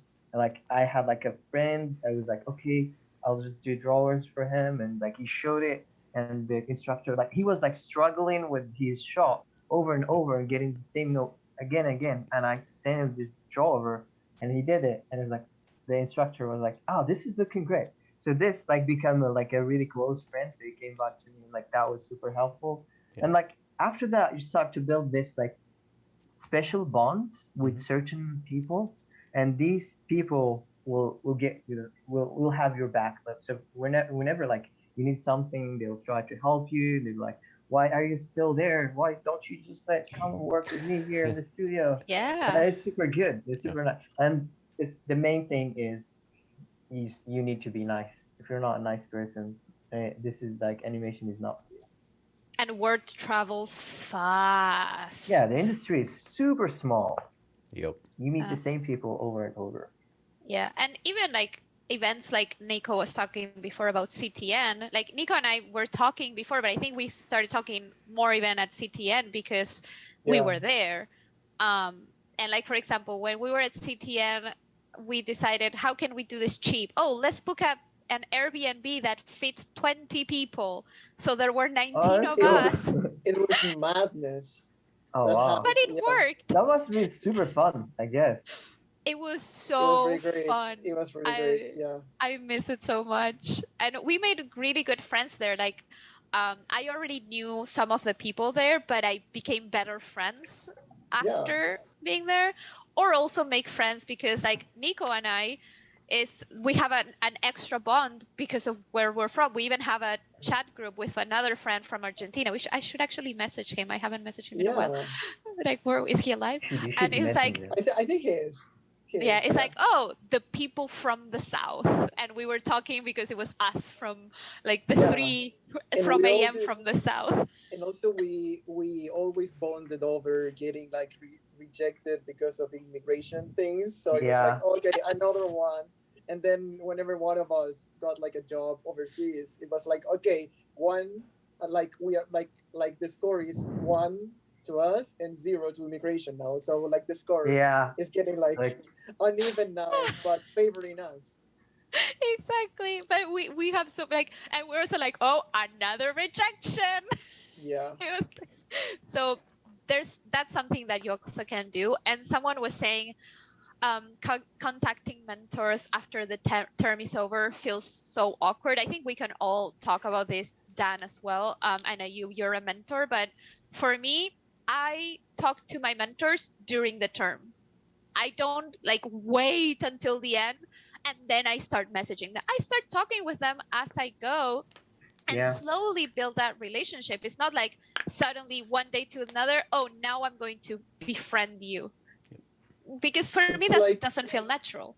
like any Yeah. Yeah. relationship, like you have to nurture it over time. You're not gonna ask someone to be like your significant other after the first date or without even knowing them. It's like, yeah, you need to build that bond first. And Yeah. it's the same like Exactly. Yeah. with your mentors. Like if you're putting in the work and if you're showing up and you're talking to them every week, they start noticing you. They start noticing your hard work, your dedication, and everything, and that carries over. And I want to share like something a little like very quick that also helped me to like to who it's something that made me click and reassure that I needed to come here, because when I was working in Chile at this animation studio, like the big one, I was like kind of um, I was feeling that it was okay to stay there, and then I wanted to keep on learning, so I reached out to the animation god Sean Sexton, and because I remember that he was teaching like flight school workshops, something like that. Like he was teaching how to animate dragons and things like that. And for that first session that I had with him, I had put together a very small reel with some of the works or some of the things that I had animated in the like for the past year, and I was very proud of them. And I showed it to him, and he was very nice at first. He said to me, "I mean, it's really nice working with you again, Nico, and all that. I'm really happy that you're animating more, that you're doing this. But okay, let's get down to your reel. You have problems with this, and that." And that was really nice because it was like the same relationship hadn't changed. He was still like a mentor to me, and but also it was really sweet because he cared. And then afterwards, I had like another. I was struggling with a shot at my current studio at the beginning of the year, which is funny because I was animating like a flying creature again. So I messaged him, and then we did like another session, and I showed him like the shot that I was doing, and he helped me do that. And then he messaged me afterwards, "Hey Nico, how did the shot go?" And he was like really, like you could really see that he cared about me. Yeah, You know? exactly. Yeah. I try to do the same thing with my students. I usually, when I finish the class, I send them my email, and I ask them like, so if you guys like need feedback on your reels and you need like help or something, feel free to message me. And like basically 95% don't message you, because like only those that work really hard that care. So I only like use like the best students that I have usually like message me, and it's so good like seeing the progress. Like I remember like I had one student from class one a year back, and she was really good from class one, and she would ask me about advice in like the industry, and I try to help, because when you see that passion, you try to do your best to like to help them. And like just after a year, she like sent me like her work, and she told me that all of the foundations that I like taught her like was super helpful to build that like strong strong foundation there. And she showed me her work, which is in class four, which is pantomime stuff, and it was super good. Like I just like, okay, this is really good. I can only imagine how her work is gonna look in final class. She's probably gonna be way better than me, which is like, and like that thing, like for me, when I see someone like an animator that is way better than me, and like in his work, I'm like, oh no, I need to go better, and just like no, I can't. But if like my students, just like I see his progress, and I see like their progress and where they started from, and then they become really good and way better than me, I feel super happy. I'm like, this is so good. I want them to just keep going. It's Like just a proud that's parent. yeah, exactly. So like it just like it's that feeling is super good. So like all of the help. So and sometimes like if I have like a if I see their work is really good, I can like start to recommend them. So the only thing I would say is like for those that wants to connect with their mentor is like try to ask for feedback and just keep that hard work. And if there's something, they will be the people that will like give you like opportunities. But don't try to not like ask for like, oh, is there work or thing, Yeah, unless but you Yeah. have do we think that like a certain like a relationship with them as a friend or something like that, then Yeah. that's okay where you ask. Or ask for advice. Like I Yeah, exactly. I've connected with a lot of my mentors through advice. I was like, oh, or like, I'm looking for a job and I'm thinking, I don't know, I need to be better at cartooning. Do you have any tips on what I could do to get better? Like, not just, ooh, are they hiring in your studio? One of my mentors, Yeah. I don't think I've ever talked with them about jobs, we usually talk about her Halloween decorations. Oh, cool. That's great. That's So- the best. That's great, yeah. That's the best time of like, yeah, exactly. And like that's one thing that I was gonna say is it's like from both sides, being a student and also teaching other people, you can tell if people are talking to you just to get something from you. And that becomes very Exactly. draining as someone who people talk to, ask for help, feedback, whatever. Like anytime somebody asks, like I'm more than happy to help out. But if it seems like they're doing it just to get something from you, then it becomes a lot more draining. And then with talking to mentors, like there's certain mentors that I talk to all the time. Like, you know, Sean is really good friend. Like I took him for 4 terms and best mentor I've ever had. There's other mentors that I had that were great, but they, you know, there's that mentor student wall sometimes. And then there's other ones that you just don't, like personalities just don't click. Like you like them, they're great people, but you just don't talk a lot because, you know, you have to treat it just like with other people of like, there's people you're really good friends with, there's people that you're not.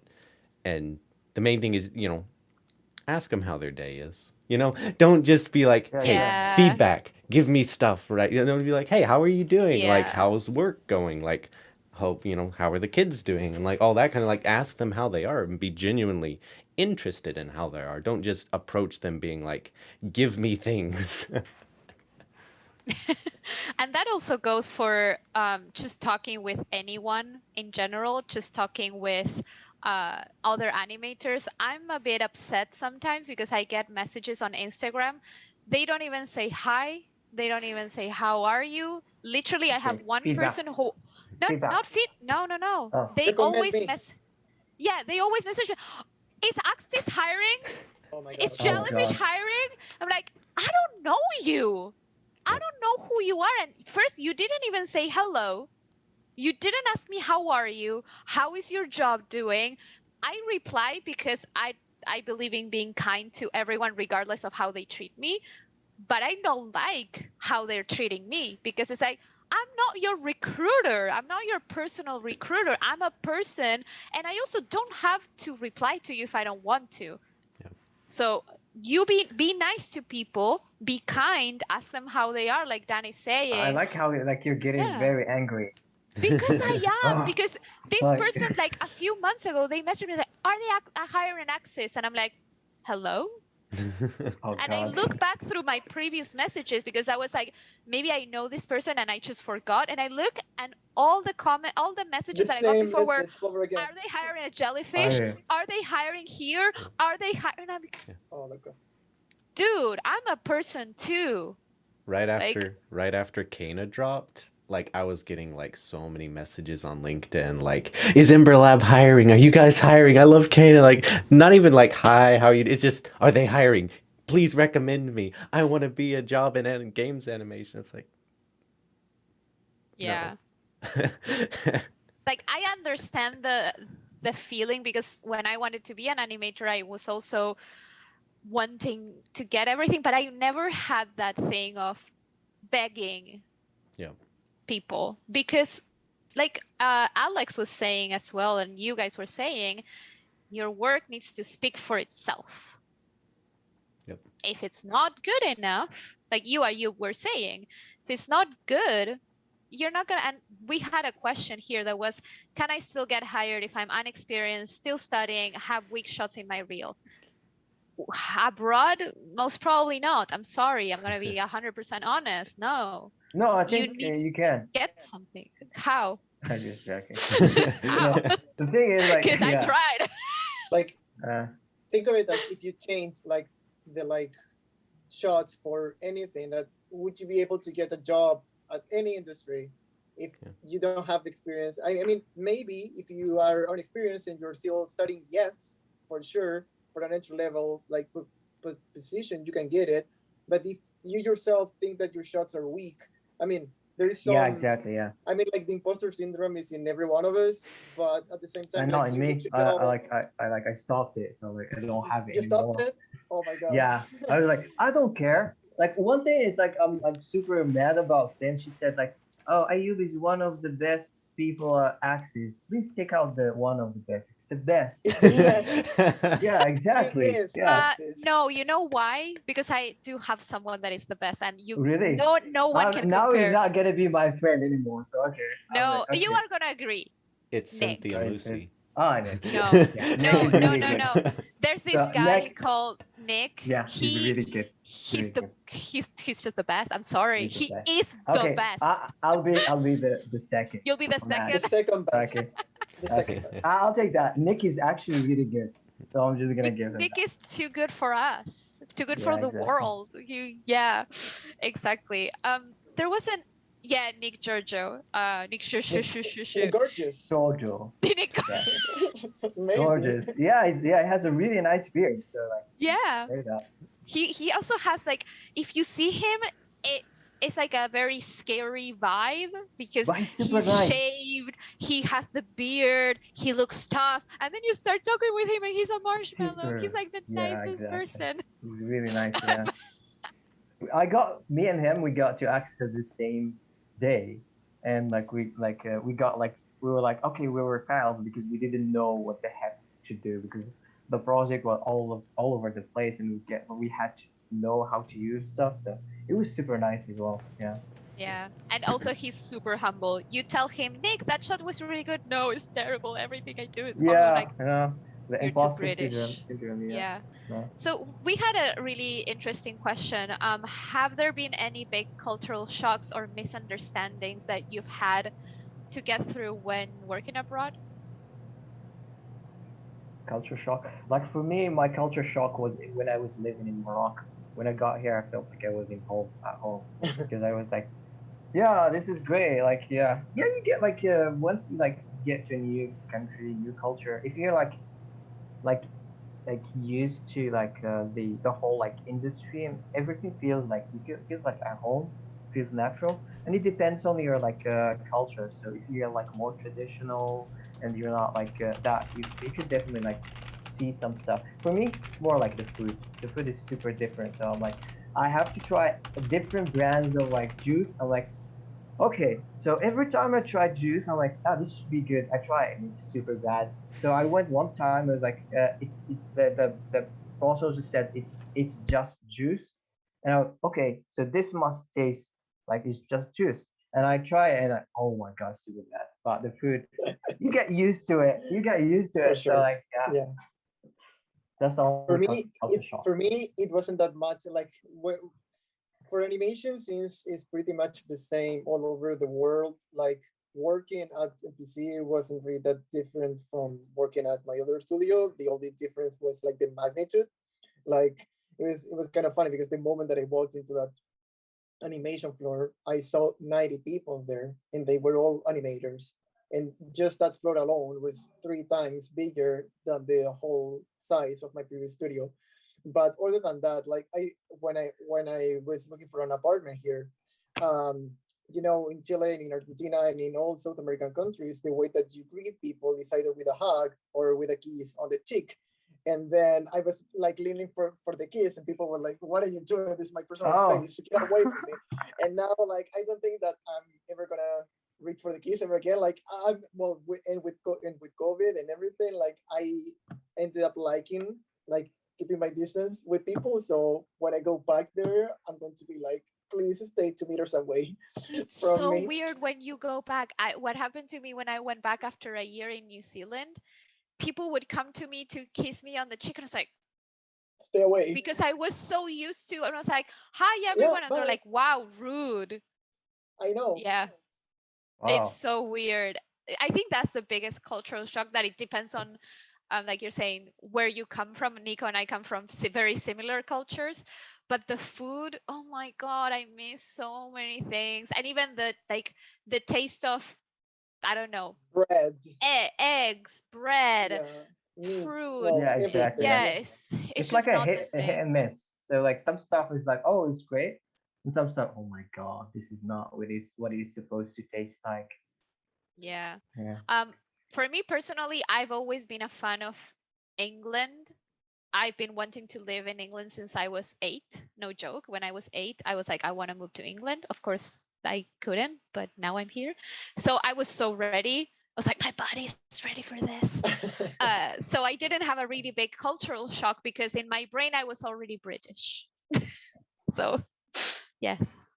Yes. And I also couldn't work in the studio for too long because then pandemic. So I Yeah. don't really have that much to compare. And most of my friends are not even British. So I usually hang out with 2 Portuguese and an Italian and a German.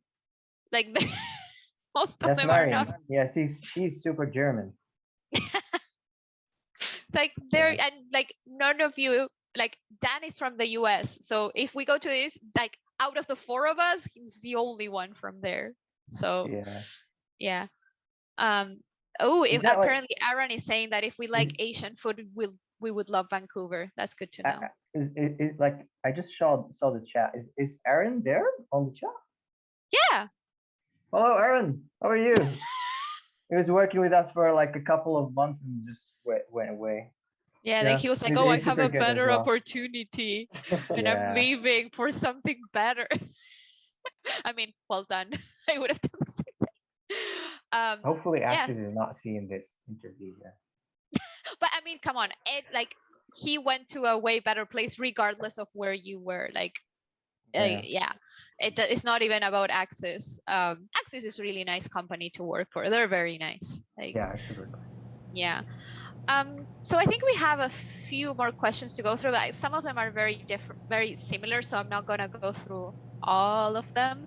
But one of them asked, what would you recommend students do right after they finish their animation school, AM, and in school, whatever? Should they keep polishing their school shots, start new ones, or is there something else to do?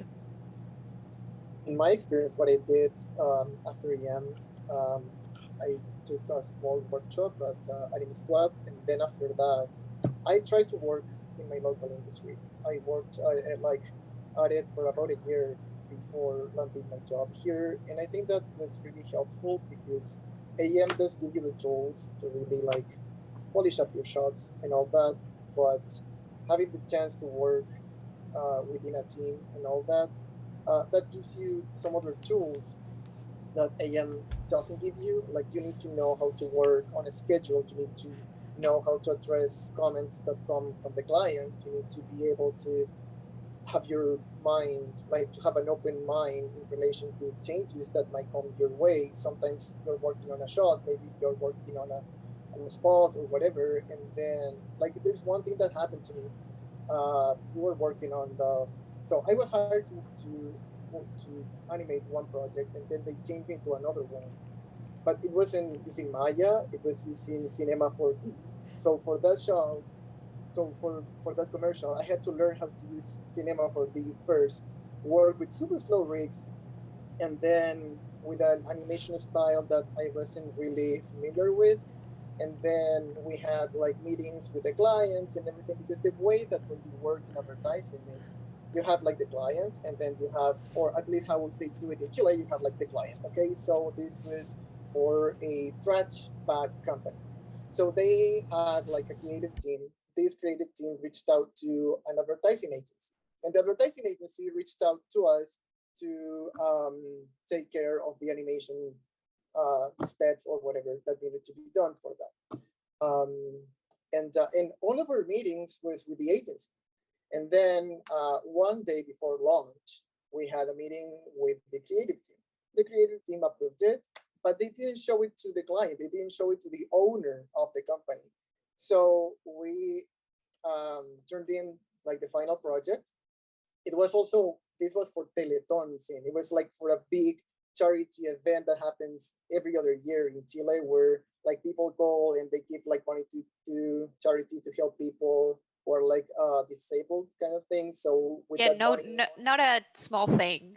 no, it's a very big thing. With that money, they build hospitals, they help people to buy prosthetics and things like that. It's a very big thing, and the profits, if you buy, I don't know, one candy, that same dollar goes for charity and things like that. So we were doing that, and the owner saw the commercial, like the final product, the very same day of launch, and he didn't like it. He didn't like it, so my commercial was on air for a week, and then they took it out and they replaced it for the one that they had done for 2 years ago.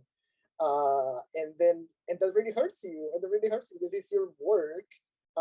But you need to be, but that really like that prepares you for what the actual industry is, for what actually happens. So in the show that I'm working now, there have been sequences who've been like fully animated, rendered, and everything that got scraped out because like the script changed. And there's nothing you can do about it. Like at least for the commercial, I can show it, I can put it in, like in a reel, but for sequences that are never going to see like the light, you can't show them. I mean, you can, but you know that you're playing with fire there because of NDAs and those kind of things. So I would say that try and find a job in your local industry, and then gather that experience, put yourself to the test, see how you perform within teams, see how it is like having colleagues, like, I don't know, having other people look at your work, having feedback from other departments, adapting your work to other departments. Like sometimes when you're working, I mean, not sometimes, every time that you're working, like at least in feature, and when I was doing VFX as well, after you're done with your shot, you have to go through the steps of what's it called, like quality check or technical check kind of things, that you need to make sure that everything, like the contacts are happening like perfectly, that nothing is going through. For CFX, that when they simulate the clothing of the character, you can't have like a polygon going through, because then like the clothes explode. So you need to make sure that that works. You're not working on a personal project where you can get away with that. You need to keep in mind that you're working for a team. It's teamwork, right? Teamwork makes the dream work. And that's why your work then goes to another department downstream, and they have to deal with your things. And then there's another department that pick up on what they did.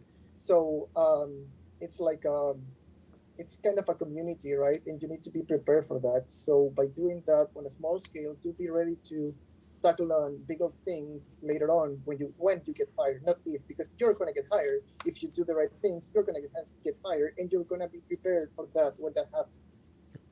I agree. When I finished AM, I was very lucky in terms of when I got hired abroad.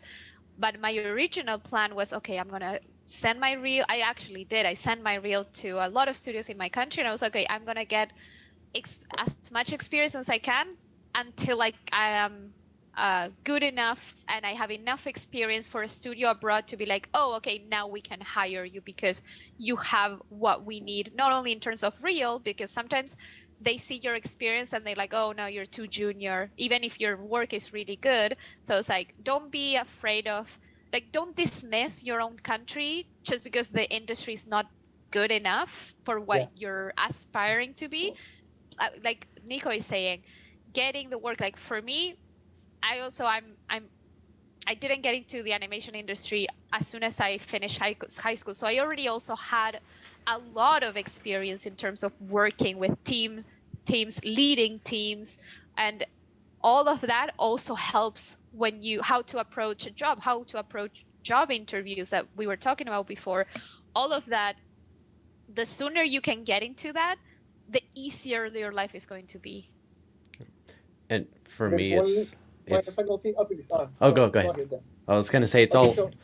Oh, go ahead. So one of you guys, please just do. No, you go. No, you go. Go ahead. Please go ahead, sir. No, you can go ahead, and then I can go. Okay. Well, what I was gonna say is a lot of it for me is there's a saying, it's like miles on the pencil, which was a 2D phrase, but it goes the same for 3D. Is it's like what you do in a school is very different than what you're going to be doing in the industry. And what I found is immediately going to a very fast studio where I was doing 800 frames a day of very low quality animation. There was like, this is how I block a shot in school. This is how I animate a shot in work. And the longer I did it professionally, the more those two came together. And my school shots became 10 times more efficient, and my work shots were finally getting the quality that I was doing in school, even though I wasn't getting the amount of reviews I was getting in school and the amount of amazing feedback from world-class animators, the more I did just shot after shot after shot after shot, the more I was like, hey, this is how you fix gimbal lock in 2 minutes. And a school shot, that would have taken me 6 hours. And like, oh, Take it to a rotation. Yeah, exactly. That's where I learned all of that stuff. Everything I teach in the stream was stuff that I learned just pounding my head against a wall, animating 800 frames a day. And just doing that, it just makes you a way better animator. You know, I see people that go into big studios right out of the gate and they do great work, but they're very, very, very slow. And that doesn't work for 90% of studios. Like the big studios, you can take a long time. Smaller studios, you can't do it that way. So it's like, I feel like animating fast first and then taking that and building quality on it is really, really important. Nico, you had Okay, yeah. something to say? Yeah, I did. Yeah, so this ties up really well with what Dan was saying about, like, yeah, some people right out of the gate land a job in a big studio, but also I've been thinking about this for a long time now, and is usually when you're right out of school, you say, oh, I want Pixar, I want Disney, I want DreamWorks. Those are the studios I want to work for. But then once you start working in the industry, you realize that, I mean, it's great to be there, but please, and I can't stress this enough, do not make like the studio like the journey itself. Like, it's great, like make the studios part of your journey, but don't make it the journey itself, because when you get there, okay, what's left, what's afterwards? And if you never make it there, you're going to be a really sad person. So enjoy the ride. And you don't know, like those small studios, they are great as well. And if you happen to land a job at Disney, like, it's great for you, but you have to have like another plan, because even animators, I don't know, like imagine like all of those people who were working at Blue Sky, they like, and then a studio can close like this, just like this. And then like, it's not like, just because you're working at a big studio doesn't mean that that your life You is made completely figured it out. Yeah, I mean, you kind of made it, okay, but But I know people who left Disney, who left DreamWorks, who left Pixar. Pixar, not Yeah. because they were fired, because they were like, I didn't like it, I didn't like the culture, or I learned everything that I could and now I'm moving on to other better things. The studio is not the end goal, because like you're saying, once Yeah. you get there, are you really happy now? Yeah. Are you And like imagine if you spent all of your energy and everything. Okay, so I didn't have social life, I didn't have any interactions with people, I didn't build like bonds with other people, I neglected my mental health, I neglected my, I don't know, I didn't work out, and your only goal was to get there.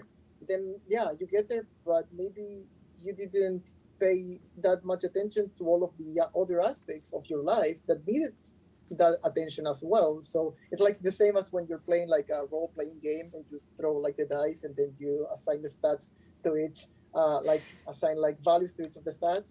If you're like a glass cannon, right? If you have all of your points to strength, yeah, you can be like super like strong. But then if you have to do, I don't know, like an intelligence kind of task, you're not gonna pass it. Yep. This is like a very nerdy example, but I think that everyone here gets it. Yeah. You don't want to put like all of your eggs in the same basket in that way. Like, we are like integral professionals, and because of that, it's good to feed as well all the other areas in our life that makes us an animator. Like, how on earth are you going to be able to replicate or to create the illusion of life if you don't have one in the first place, right? Yeah. And also, Blue Sky, Disney, Pixar, they all started somewhere. What if the exactly. tiny studio you're in, it becomes the next big thing? And then you're like, oh, I wanted to work there. I think you guys are saying that because you're not working at Disney. I mean, that's true. We're all jealous. No, actually, I think this is that, like this is normal. We all start that way, and then after that, we realize the truth, because like this is the industry, and you have to start somewhere. There are a lot of cool places, the thing like what Sin mentioned, like a lot of people are like in Disney and these big like studios, and they leave because there is like they want to continue that their journey. And like Nicholas as well mentioned, is like don't make it as a goal, make it part of the journey. If you get there, that's good. If you don't get there, that's good also. There's plenty of stuff that you can go with, and you can see like for example, Spider-Verse, one of the best like movies. It's not done by Disney, it's by Sony, and Yeah. Sony is a lot easier to get there. So there are like a And lot of also, options. and also Yeah. Sony, like, and it was made by the same people that made the Emoji movie. The So Emoji Movie, they exactly. did So like Emoji movie that got a lot of hate, and then the Exactly. same team, boom, Spider boom, Verse, yeah, and everyone, oh Sony, Sony. But before, yeah, oh exactly. Sony, such a bad studio. Yeah, Yeah, and who knows, like maybe like that small studio that you worked on could like create some of the best like TV shows that like gets an Oscar or something, and everybody else will be like, oh my god, that studio, that studio. So it doesn't like matter that much. It's just like, yeah, it's just I journey. find it funny that you're mentioning that, Nico, because in my cover letter for Sony for the internship, I told what them did you do? Oh I told them wow. I know there's Spider-Verse, but I want to work at Sony because Hotel T is one of my Oh favorite yeah, movies and I love it. And it's amazing what you do and I love how like different things you do. But I wasn't like Spider-Verse was out and I was I don't care. I want to work because of yeah, Hotel T. and Cloudy Oh too. god. And Those no, two Cloudy. and movies, Storks. Storks. wow, yeah, Oh, that movie's Chef's Kiss, amazing. yeah. Love that. Um, two quick questions. I think that these ones are gonna be quick. Like one person asked, sometimes people go to the West for studies to get a work permit later. Is that the only option? I mean, no, it's not, but it is a good option to consider. I went through the process of getting a student visa for Canada because there's a thing in Canada, depending on the country, again, just double check. But in my case, I was able to, if you study for a year, then you can work for a year, up to 3 years. Like if you do Yeah. a work year, a 4 year, whatever degree, you can work then up to 3 years. So that's another option if you can afford it, or if you get a scholarship. I was getting half a scholarship, so I could have done that. I ended up not doing it because I got a job, but Have a that is an scholarship? option. Yeah, What is that? like they pay half of your tuition. Oh, okay, I see. It was like it was pretty good. I mean, I could like they saw my reel and they were like, "Do you want a scholarship?" I was like, "Okay." I was like, So like "Oh, you sure, why either not?" get the sponsorship or the scholarship. So you choose. Yeah, exactly. I think, and the other one that's very quick, how are Asians or basically anyone supposed to apply when some students say only European and American? Apply. Yeah. Worst case, you already, like my mom says, you already have a no. Worst But case, they're gonna do tell you your no. homework, but also do your homework and try and find what the situation of your country is in relation to the country that you want to apply for. Because what happened to me is that if I had left that only to the immigration team of the companies that I was applying for, I wouldn't have gotten the job that I have now. So Another you need to yeah. be on top of that. Yeah. Yeah, another solution that you can try is like you can like tell them that you're not Asian. Just put makeup and just get like some hair just to look like white. Just go there and just work. It's just absurd that these people would do this stuff. A person that is talented is talented. Who cares if Yeah. he's like Asian or not? Like yeah, but who Yeah. cares? Like there are plenty of like places. So just keep applying. Yeah. Yeah. Honestly, it's gonna happen when it has to happen, and the project will come to you. I know it sounds very, But it's true. Cliche. but it's But true. It's super true. It's super true. Yeah. Yeah, I agree with be that. patient, which I Yeah, know it's like no, like I wouldn't say be patient. Don't be patient. Work on your stuff. Like No, yeah, but I like, mean, be patient with the like With the hiring timing, process. yeah. With the timing. yeah, like for me, I'm like don't think about it. Like think Yeah. about your work. Like be passionate about your personal stuff and keep working. And like you'll be busy working on your stuff, and that's when the moment where people are like, oh, we know you. Like, would you like to go there? We're like, I'm still busy working on my stuff. And you're like, okay, I'll just go. And that's how it works. Because if you're like just going back and when I'm like waiting, where they gonna like message me? No, you're just wasting a lot of energy and making it super difficult for yourself. Let's work Yeah. on your stuff. You should be good. Exactly. Like one of my mentors said, every year you should have at least one new reel. Your Yeah, reels exactly. should be completely different. Which reminds me, I need to get some personal shots done. Unless you have that La Vie en Rose shot from Alice. From 4 years ago, yeah. Keep There's that. the Keep that. Don't change that. Exactly. Make that the Actually, reel. make one good shot in your Yeah. life, and And Yeah. then you're good to go. Yeah. And you're good to go. Exactly. And that's like actually like it's in myself like we're like making a joke here. That's like super true. If you make that shot that is super good and it's there, you're just gonna open all of the doors, and That's very nobody true. cares about like the visa or the country. You can choose stuff. Yeah. Well, it's also So- nice to have, like, I know a lot of people, like, you like to show acting choices and shot quality and polish, but something that I think is underrated that is really important to the big studios as well as other studios is having a shot that just stands out of an idea. Whether it's just, like, enormously funny Out of the or box, just yeah. stupid, just like something that is they call it a showstopper shot that just you Yeah, see exactly, it may yeah. not be the best posing, splining, whatever, but it just you look at it and you're like, that is a good idea. It gets like, an interaction. yeah, it's Yeah, just like that's that's a it, good yeah. shot. It's memorable. Yeah. Memorable, yeah. Yeah, there's some people whose shots you remember right away. Like it's like, oh yeah, that person and that shot at that moment. And it doesn't matter how like the quality and how good. You just like get the interaction, and like this is exactly what they want in their movies. They want people that create certain stuff that grabs the attention of the audience and makes it memorable, so they can make more money. Yeah, they can teach you polish, but they can't teach you ideas. Yeah. Um, Just a question here. Someone asked, in the UK, do I need a visa because I have Italian and US citizenship? Yes. Yeah. Yes. That's easy. Short and Basically- sweet. Yes. For every single country that you don't have a citizenship, yes. Unless your country has, like, for example, the Chile, UK, Argentina. like the EU has a lot of countries in them. So if you have a EU citizenship, you can work in any of the other countries. Argentina, Brazil, Chile, Uruguay, so like Mercosur, you can work Are all you in. talking in Spanish? No. Like I'm mentioning the countries, you name can of work the- in yeah. them. Yeah. Oh, So okay. if there's For the something like treaty. that, then yes. If not, if you only have US citizenship and Italian citizenship and you want to go to the UK, unfortunately, after Brexit, you need a Brexit, visa. If you had been in the UK before December 31st last year, then no, but that's in the past. So Oh, you know a lot about these stuff there. You should like. Are you sure have to like be prepared. animation is good for you? Probably like you could do some like lawyering stuff. Like. oh you no, know this a is lot of- because I've been We wanting can to partner leave. up soon. Yeah. Yeah, exactly.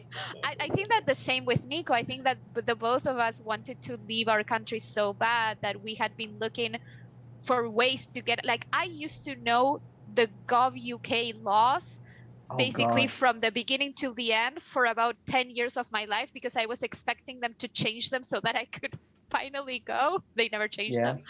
them. So it's just learn, like, are you interested in working in the UK? Okay, learn what laws apply to your countries, because maybe there's a workaround, like Nico was saying.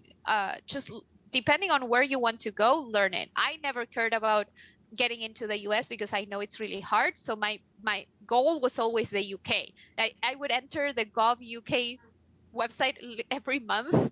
And I don't you know read why, it like a expecting. blog. Yeah, kind of reading like, oh, Like, let's what's see, the new Argentina. stuff? What's the new Yeah, laws? Argentinian. I also entered for example, my grandmother was Czech, and my grandfather was Polish. So sometimes I enter the embassies and I'm like, are there any news? Can I get Oh. a citizenship? Oh, So if you're really that's super interested, good. do the work. Like Nico was saying, do the work and figure it out for your country, because like our countries have different laws from yours. So, but yeah, you need a visa. I'm sorry. It She's sucks when sorry. She's super sorry. You need a like, visa. I'm sorry. Yes. If no one has any other questions, I think we can call it here. Thank you, Ayoub, Nico, and Alex, who's already left, and Dan for hosting this and making me less Thank you, stressed Dan. today. Because last time I was literally, I hosted the acting stream, and I was also running it. I was shaking, like literally, God. I was shaking. I had to pinch my legs to stop shaking through the whole stream. Oh God. That's how scared I was. So thank you, Dan. Like from the bottom of my heart. Thank you guys for sharing your wisdom, and I know got to learn about your stories. I feel like you probably like captured Dan and put him in that like where is he, like in the mall or like in in the Yeah. abandoned and mall. that's probably you To doing the that. dungeon, Yeah. like Yeah, in the he's been dungeon or out. something. I don't know To if be any of honest, the Blinking. the- He's been Dan- blinking like Dan in had- Morse code. Yeah, like No. I can see the blinks. Yeah. Send help. No, I think that Dan was the first one who came up with the idea of having a stream. So Yeah. actually, it was the other way around. but Okay. I am held I hostage. can't in a like haunted trust you. mall, It's coming so. from you. I don't know. It's okay. He was kind enough to join us today and help me feel less stressed. So thank you guys. We're gonna Thank you. let these awesome people go. If anyone has questions after this, just send them on the street on the Discord On the channel and let me street. post in the shush. I can't English anymore because it's late. So I'm I just feel gonna you. Yeah. leave everything here. Yeah. And if anyone is interested, we also are going to post this on YouTube and on Spotify and Google Podcasts. So if Wow. So I Google know, Podcast. What's that? That's yeah. fancy. That's I fancy. know. Yeah. So yeah, if anyone is interested, all the links are up in the chat. Feel free to follow us. If you don't want to follow us, don't. Just No, don't if you follow want us no, in no, real no, life. no. Please follow us. She can like take your family and stuff. Just be Yeah. Oh my careful. God! No, I'm very nice. I won't get So, yeah. food shipped to yeah. the mall if you don't follow. No, I'm very nice. You are. I Okay, know. so Alright. thanks for everything, and see you next time, guys. You guys. Bye. Yeah. everyone. Goodbye.